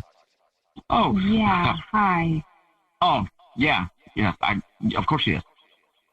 Hi. Yeah. So seriously, you're ghosting me because I have like one cheat meal. I don't have a cheat meal often, and maybe I should have qualified it. But like, yeah, chicken fingers is something that I crave when I have my cheat meal. And this is like the first time in 2 weeks. I get it. You have your background and your history, and you're careful, and you don't want to go down a slippery slope. But like, wow, you didn't even give me a chance to explain myself. You just like nixed me. No, and you're absolutely right. Now, to be fair, I didn't know it was a cheat meal. It's a date. I don't know. I just thought, and you're right. Yeah. You're right. I should have asked. I should have kept talking. I shouldn't have to explain myself like on what I'm ordering. I'm not asking. I have my own autonomy. You're absolutely right. But I don't have to explain to you why I don't want to be with somebody who's going to eat that kind of food. I won't ask you to eat. I'm not trying to. No, but you should clarify at least. Sure, but if somebody, okay, so I don't, and let's just say I'm not a hunter. I don't like guns. I don't like that. And somebody is. I find somebody who dates. They don't have to justify why they hunt. I just know I don't want to be a part of that. So you're right. You're absolutely right. You don't have to justify. You don't have to say anything. Explain to why you eat those chicken fingers. You just compared a hunter to a chicken finger eater. It's the same point. But why didn't you at least text her back then? At least say, hey, man, like I'm not in the chicken finger style. Like I can't. Honestly, I just... Or like clarify, like, is this, you mentioned that you're into health and fitness. Is this how you, but like I'm a little confused. You ordered chicken fingers. Like I really do, like, maybe clarify. like I noticed you ordered chicken. Is that normally how you eat, or is that where you like having a little cheat meal? I guess I would have gotten a little much something more luxurious.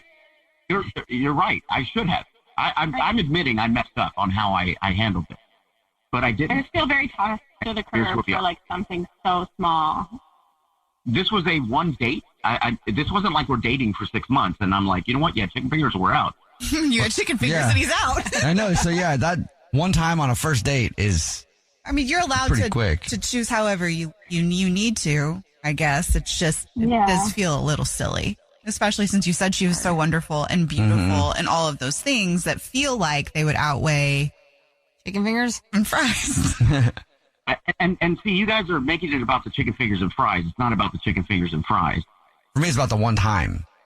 If you've ever had that was a one-time thing.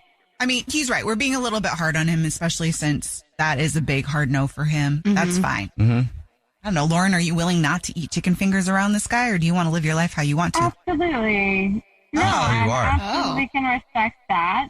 It's just, I wish I would have known, and so, like, maybe moving forward, we have more conversation. Jackson, would you like to go on another date with Lauren? We'll pay for it. I would love it. I would love it. If you want to give me a second opportunity to communicate better, that'd be great. And I will keep my salad with you and my chicken fingers on my own. All right. Jenna is on the phone today, and she's getting ghosted by a dude named Pete. And we're going to help her find out why in just a second. But first, Jenna, how long has it been since you heard from Pete? It's been a week or so, I'd say. And how many times have you reached out to him? I reached out a few times. I haven't heard anything. You know, we had a great first date. We met at a sports bar. Okay. I met him on Hinge. And then we found out that we have like some mutual friends. And, you know, they were like, yeah, you guys definitely need to hang out. So you met him on Hinge, and then you found out you had mutual friends, and then you told your friends, and they were like, yeah, you guys would be a good fit? Yeah. Okay. So tell us about the date. So we went to a sports bar. You know, our mutual friends both said that we're laid back. So we both decided to just go to a sports bar, get some wings and some beers. And, you know, he was such a gentleman the whole time. He opened the door for me, and he even let out my chair. That's never happened before. And I just don't know. He's super hot. He's like a 10 out of 10, a gentleman and super good looking. So I'm really into him. How was the personality? Right. Great personality. I mean, his mannerisms were A1. You know, the thing is, I noticed he was using a napkin when eating the wings. And the only thing I can think about why he ghosted me was maybe I was like licking my fingers when I was eating my wings. That might have grossed him out. Rather than using a napkin or like washing them? Yeah, he was like using a napkin. He was really like prim and proper. I don't want him to think like I'm this gross girl. He's the weird one in my opinion. You're supposed to lick your fingers after you eat wings. Right? Right? Yeah. What is this, Downton Abbey? Right? I mean, give me some tea with that wing. My lips and everything, they were good. That's the only thing you can think of is maybe he thought that you were a barbarian because you were licking your fingers instead of using a napkin like a classy lad. That's the only thing I can think about. So what was your last interaction like? I texted him to let him know, like, what a great date, and he just never responded. Huh. I mean, the end of the date, it was great, you know? Did you, like, kiss or anything? We did. We had a little small, it wasn't like, you know, tonguing down, but sure. The conversation was really well. I mean, he talked about his grandparents and how he admired their relationship. And we talked about music. We have a lot of artists that we like, some of the same artists.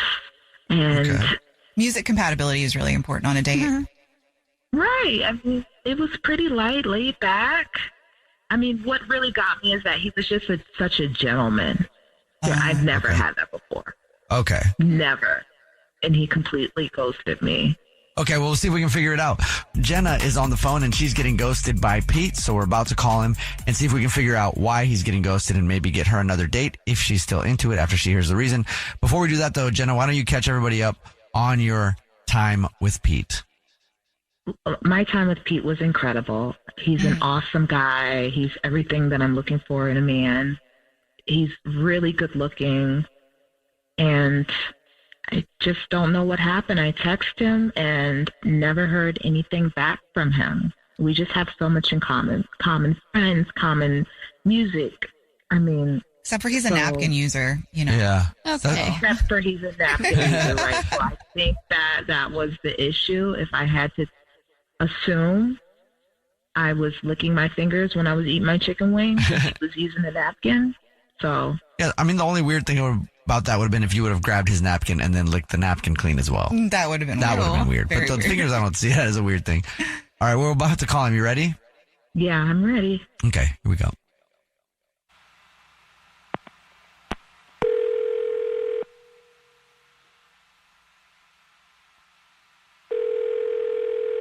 Hello. Hi, may I speak to Pete, please? Yeah, this is Pete. Hey, Pete, how are you? My name is Jubal. I host a radio show, and it's called The Jubal Show. Yeah, hi, Pete. The show is here as well. My name is Nina. Hi, and I'm Victoria. Hi. How's it going? Yeah, I mean, it's going okay. What's going on? Have you ever listened to the show before? Yeah, no, I've listened to the show, and I mean, did I win something? I mean, that would be great. Maybe. You could have won something. I'm not really sure yet. Okay. I'm not sure if you've heard a first date follow-up before, but that's where if you go out on a date with somebody and then you get ghosted, you can email us to get that person on the phone and ask why you're getting ghosted. So you are currently ghosting somebody and they want to know why. Oh, okay. Who am I ghosting? You don't know who you're ghosting? Have you gone on any dates and just stopped talking to somebody recently? Oh, you guys are talking about Jenna, aren't you? Yes. So, yeah, no, Jenna, I mean, don't get me wrong. I had a lot of fun on the date. You know, I thought we, shared a bunch of mutual interests, and she seemed very engaged in everything. But I don't know what happened, but a couple drinks in, and she starts calling me Steve. And I understand that, Pete and Steve kind of sound the same. Definitely have, certain consonants at play here. So I don't know why. And I was trying to write it off, Mm-hmm. but, yeah, no, she kept calling me Steve.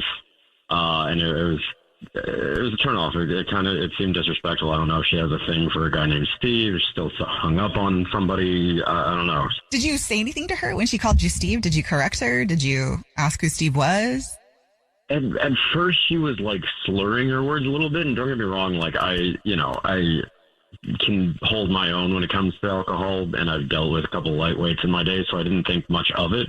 But then I realized, it wasn't any kind of mistake. She was definitely saying Steve over and over again. So it really started to wear on me. I didn't want to say anything, and I didn't want to also cause any kind of scene. I didn't want to be disrespectful to her because she was, getting more and more intoxicated and whatnot. So I just decided to call it there. One time I was trying to get things back on track, and I was telling her a story about, trying to throw my name in there. I was a friend was hey, Pete. And I was yeah. And they were Pete, can you do this for me? I was trying to reiterate, and she wasn't getting the hint. I don't know. So that's why I haven't followed up. That's why I haven't returned any texts or anything, just because I felt a bit disrespected, a bit dejected, because, I don't want her mistaking me for some other dude, That's fair. Yeah.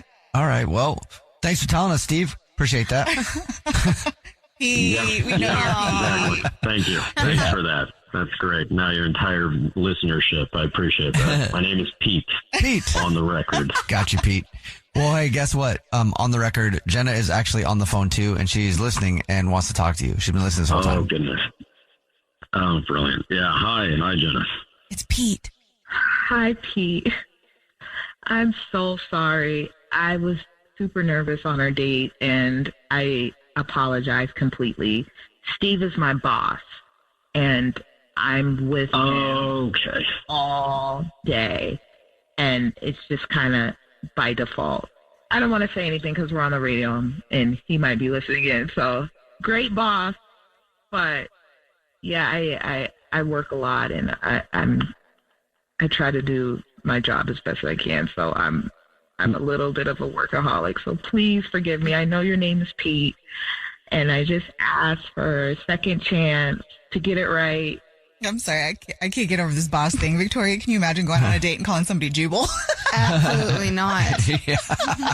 If he texts me and asks me a question, I purposely later. I know, Jenna, when you're nervous, things happen, but that's so funny. I know. I would have never imagined that was the reason. I'm so sorry. How many times did I call you Steve?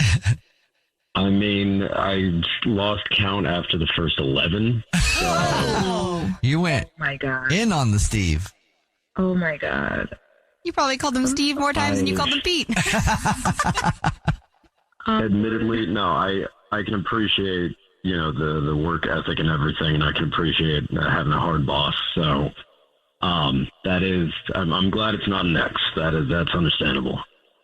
Yeah, I'm not into anybody.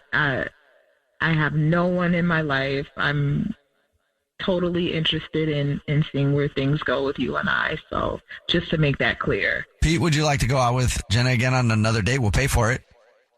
That sounds like a lot of fun. I did have fun on the day with Jenna, and just as long as there are no other names tossed around besides Pete and Jenna, then I'm okay.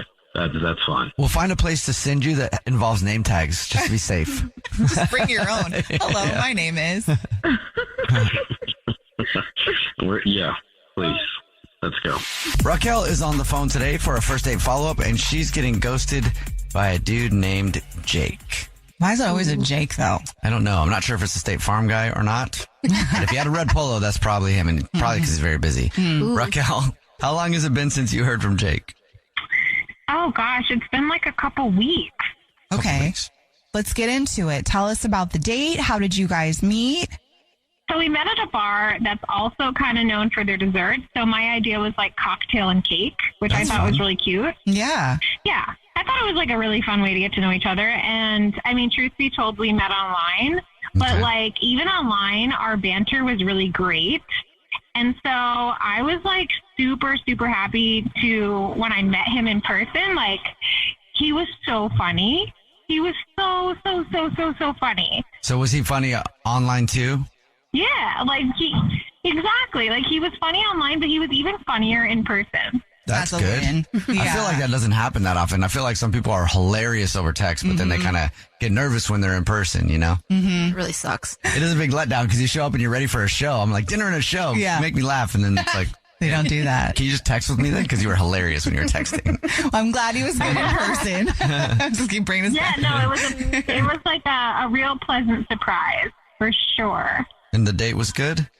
Yeah, and like we decided to share a slice of the triple chocolate cake, or it was like triple chocolate truffle cake or something. Ooh. But it was so good, and we each had martinis, so it was really nice. This is a great date idea. I'm loving this date idea. I thought it was cute. How did the date end? It ended pretty well. Like he walked me to my car, he gave me a kiss on the cheek, and he was like, yeah, I'll get in touch with you. So you got a kiss on the cheek, okay. And then never got in touch with you? I mean, I basically texted him like a couple days later. Like there was just one thing that happened on the date that was like a little strange. Okay. So basically we're talking. I'm like asking him some cool questions, right? Like I'm getting to know him. I'm asking him like, what's your astrological sign? Like I'm really into that stuff. Like, are you close with your parents? Like blah, blah, blah. So like the usual stuff. And I did kind of notice that he was on his phone a lot, like towards the end of the date. So like that kind of was a little concerning to me. And then like at one point he excused himself, like after we had our martini, and he said he had to go, like all of a sudden. So it was like, oh, okay, weird. I mean, everything was going great until then. And it honestly happened so fast. So he was like, oh, I have to go. And I was like, oh, okay. So like we paid the bill. And I'm like, okay. So we walk out to my car, he He kisses me on the cheek. He's like, I had fun, but I have to go. And I was like, I hope everything's okay. And he just kind of like left. It was very kind of strange. The ending was strange. Well, yeah. I mean, it makes you feel like, did something happen? What's the deal? Yeah. So like after that, I did text him and I was just like, hey, I hope everything's okay. And nothing. And it's been like, I don't know, it's been like 10 days or something, like almost 2 weeks. Well, I mean, I would just wonder if you have I would be kind of nervous. Like, is this person all right? Exactly. Yeah. It's like a family emergency. Maybe that's what I'm thinking. Or I was like, maybe he just didn't like the idea of like the cocktails and cake. Like I thought it was really cute, but that's like the only thing. Like maybe he just didn't like my judgment and like the place that I picked. I think that might not be it. That sounds like a fine date, unless he's really against cake. Who's against or cocktails? Cake? I mean, Then in that case, that's a red flag for you. Or like maybe I ate too much of the cake. I don't know. And then that's also a red flag for you. Yeah. Because if he's caring about how much cake you eat. But we'll figure it out. Raquel is on the phone and she's getting ghosted by a dude named Jake. So we're about to see if we can get him on the phone and see if he'll tell us why he's ghosting her and maybe get her another date if she's still interested after she hears why. But before we call him, Raquel, why don't you catch everybody up on the situation with Jake? Okay, so basically we met online. We decided to go to this really cute place. It was like a cocktail and dessert type place, like get some cake, get some cocktails, and everything was going great. Really great conversation. And then, kind of halfway through the date, he was like, kind of got a little strange. Like he basically said that he had to go to the bathroom. And when he came back, he was like, oh, I have to leave, like kind of all of a sudden. And I was like, oh, okay. That's strange because the banter was really good. And then he walked me to my car. He kissed me on the cheek. And then, kind of just like rushed out. And I texted him being like, I hope everything's okay. And no response. And that was like 10 days ago. Okay. Well, we'll see if we can help you out. We're going to call him right now and see if he'll tell us why he's ghosting you and see if you want another date. Okay? Ready? Yes, thank you. All right, here we go.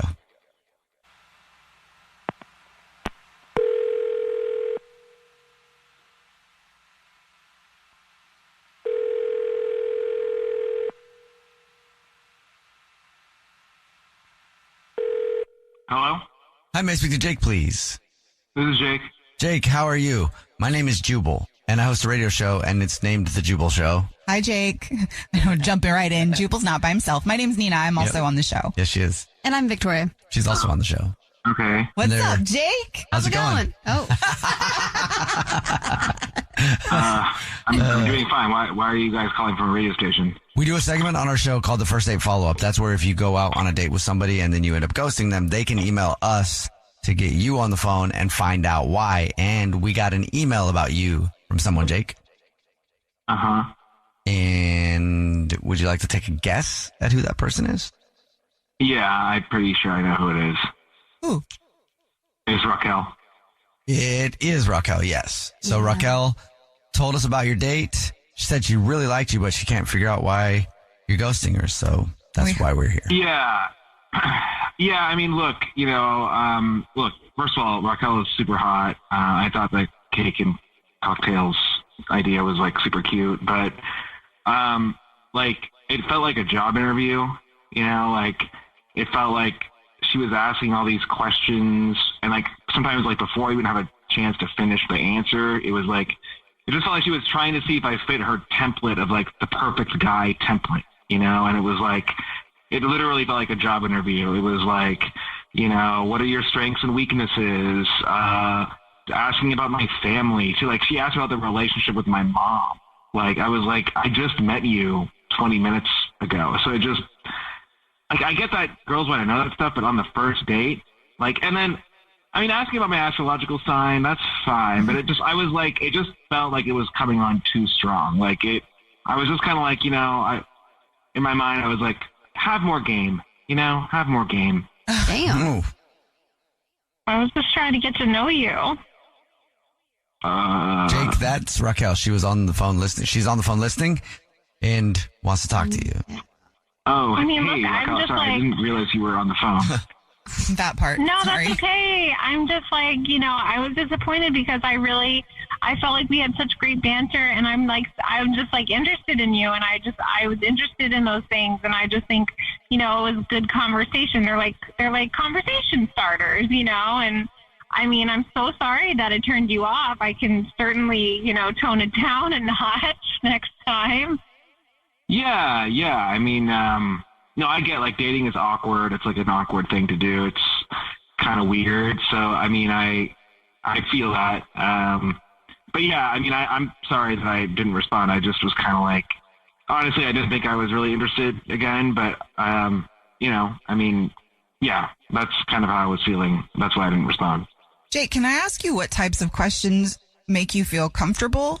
Because I don't know about you guys, but I don't like to waste my time with like, oh, look at the chandelier. It's so beautiful. I'd rather know about you. Yeah. Although I probably would talk about the chandelier. But deeper conversations are more meaningful than the surface level. Like, how's the weather? Like, so what kind of questions? No, I totally agree. Yeah. I totally agree. I think it's less the questions. I mean, some of the questions were a little bit much, but like it's more like the style and the like.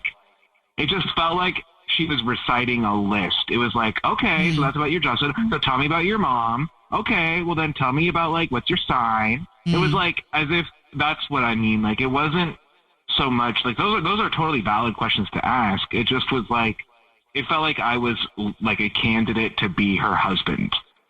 Huh. Technically, isn't everybody until you're not? I'm sorry. Yeah, that's just how I view the world. It just was like a bit much. Okay. Raquel, were you nervous? I mean, yeah, I was nervous and excited, you know, and I think when I get excited, I just like, you know, kind of like get a little spitfirey. And so I definitely need to work on my delivery, which I am really willing to do, Jake, because I think we really hit it off and I would really love to see you again. Yeah, I mean, I'm open to it. Like, I feel like, again, like honestly, it's my bad. Like, I should have communicated that to you perhaps, but you know how dating is. Like, sometimes it's just easier just to like move on. But you know, you seem like a nice person, and I'm glad that we had this opportunity to clear this up. Jake, since you think Raquel seems like a nice person, would you like to try again and go out on another date with Raquel? We'll pay for it. I would. I'm down. I'm down. Wow. Yay. Congratulations, Raquel. Yay. Thank you so much. I'm excited, but I'm keeping it cool. Good luck. Don't be self-conscious. Yeah. You still do whatever you need to do on this date. Be yourself. Thank you, guys. Jake, you be yourself as well. I think you do. Well, yes, I will. And I'm going to be somebody different. But anyway, I'll see you on your date, though. I'm going to be somebody weird. Look behind the bushes. Yeah, that'll be me. Jeff is on the phone today for a first date follow-up, and he's getting ghosted by BB. So we're going to see if we can figure out why he's getting ghosted in just a second. But first, Jeff, how long has it been since you heard from BB? It's been a couple of weeks now for sure, maybe close to a month at this point. Oh, wow. So in that time, how many times did you try to reach out to her? Almost once a week, but then I'm just scared of pushing it too much. Yeah, I kind of want to just keep reaching out to her, but I'm containing myself. Why do you still want to try to get a hold of her if it's already been a month? Because I can't stop thinking about her. You can't stop thinking about her? You really liked her? Yeah.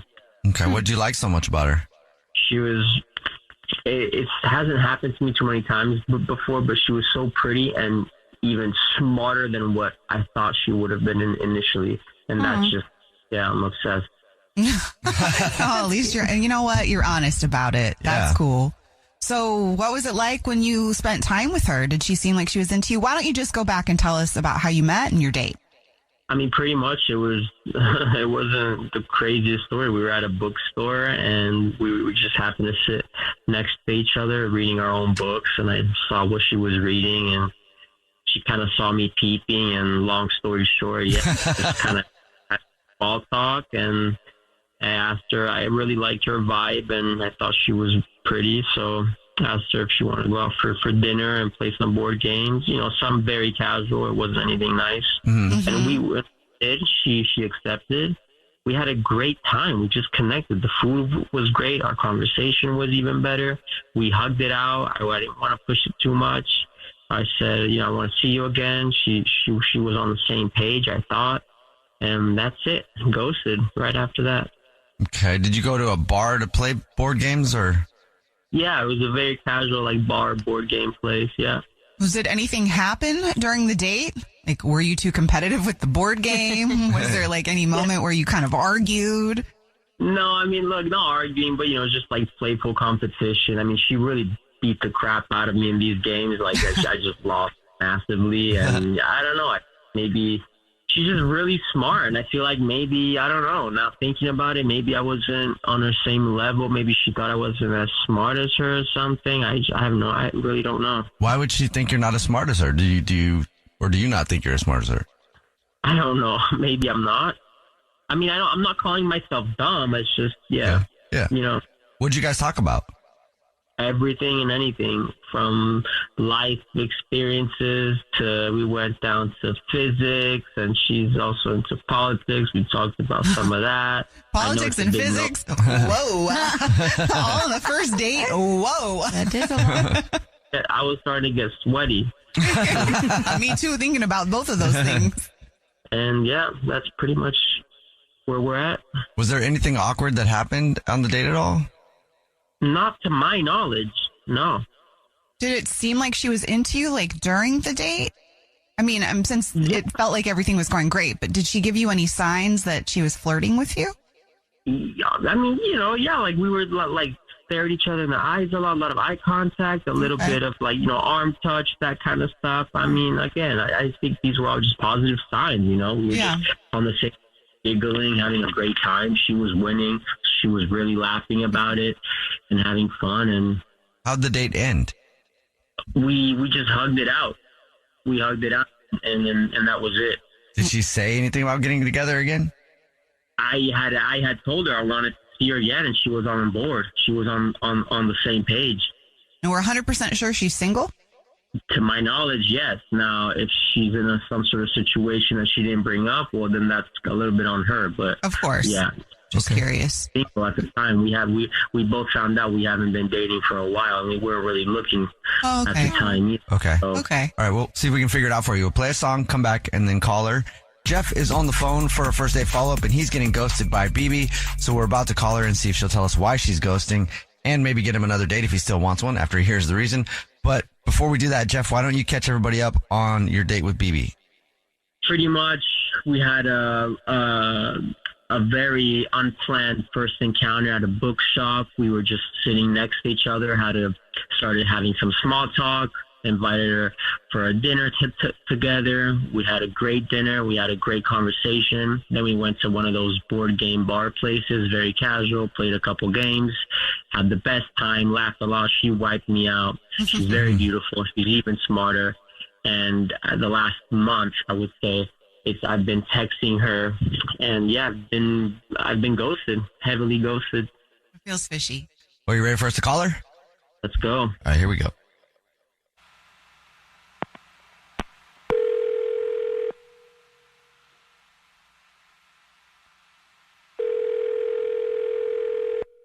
Hello? Hi, may I speak to BB, please? This is she. Hi, BB. How are you? My name is Jubal, and I host a radio show, and it's called The Jubal Show. BB! The whole show's here. What's up? I'm Nina. Hi, and I'm Victoria. Your name's super fun to say, BB. I know it is. I just couldn't help myself. Oh my gosh, I can't believe this. Wait, am I on the radio right now? Yeah. Okay. We do a segment on our show, and it's called the First Date Follow-Up. That's where if you go out on a date with somebody and then you end up ghosting them, that person can email us to get you on the phone and ask why you're ghosting them. Yeah, I've heard this one before. Oh, nice. Yeah, I think I know what this is about. Okay. Oh, good. That makes it easy. You want to take a guess? See if you're right? Yeah, it's Jeff, right? Yes, it is. Congratulations. BB! You did it. So why are you ghosting Jeff? We honestly, he's a really nice guy.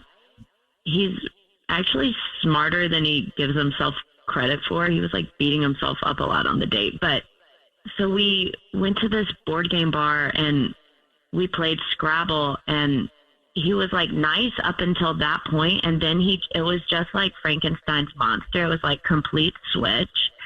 And he was just so competitive, but mainly with himself. He was just so intense and beating himself up the whole time. And I just don't want to didn't think I'd want to be with someone who was able to kind of like be that intense on a first date, you know? So what was he doing? He was just like getting super mad at himself and like intense about the whole game. And we had like just met, and it would be his turn, and he would like play a word, and then I would play a better word, and then he would just like beat himself up. He'd be like, "Oh my God, why didn't I see that?" Or stupid, you know, he'd like realize he missed a word, you know what I mean? And I was just like, whoa, it's like just a game. Yeah. So he was just like, I don't know if he was like just compare. I mean, I was much better at him, but that's fine. I'm better at travel than most people. It's kind of a confidence thing, though, yeah. Like, yeah, he couldn't take it. I don't know. It was just like, off-putting. Did you say anything in the moment, or did you just let it go? No, I mean, I just met him. I was just like, okay. And then he obviously wanted to go on another date, and he put the ball in my court, and he was just like, let me know. And I was like, sure, I'll let you know. And then I just didn't let him know. Or you did. Yeah. Yeah. Yeah, in a way I did. Okay, well, thank you for being honest, BB. I appreciate that. Jeff is actually on the line listening, and he's been listening this whole time, and he wants to talk to you. Visage. What? What? That's the that drove me crazy during our whole game, and I still can't stop thinking about it. Oh. Hi, Jeff. So, Hello. What's visage? Visage was the word that I couldn't figure out during our game, and it just drove me crazy. It's been haunting me in my dreams. Is it a real word? Visage. Oh. You should see Victoria's face in the studio right now. You sound upset about it right now, thinking about it, Jeff. I mean, that and then her on the other line. It's a lot going on right now.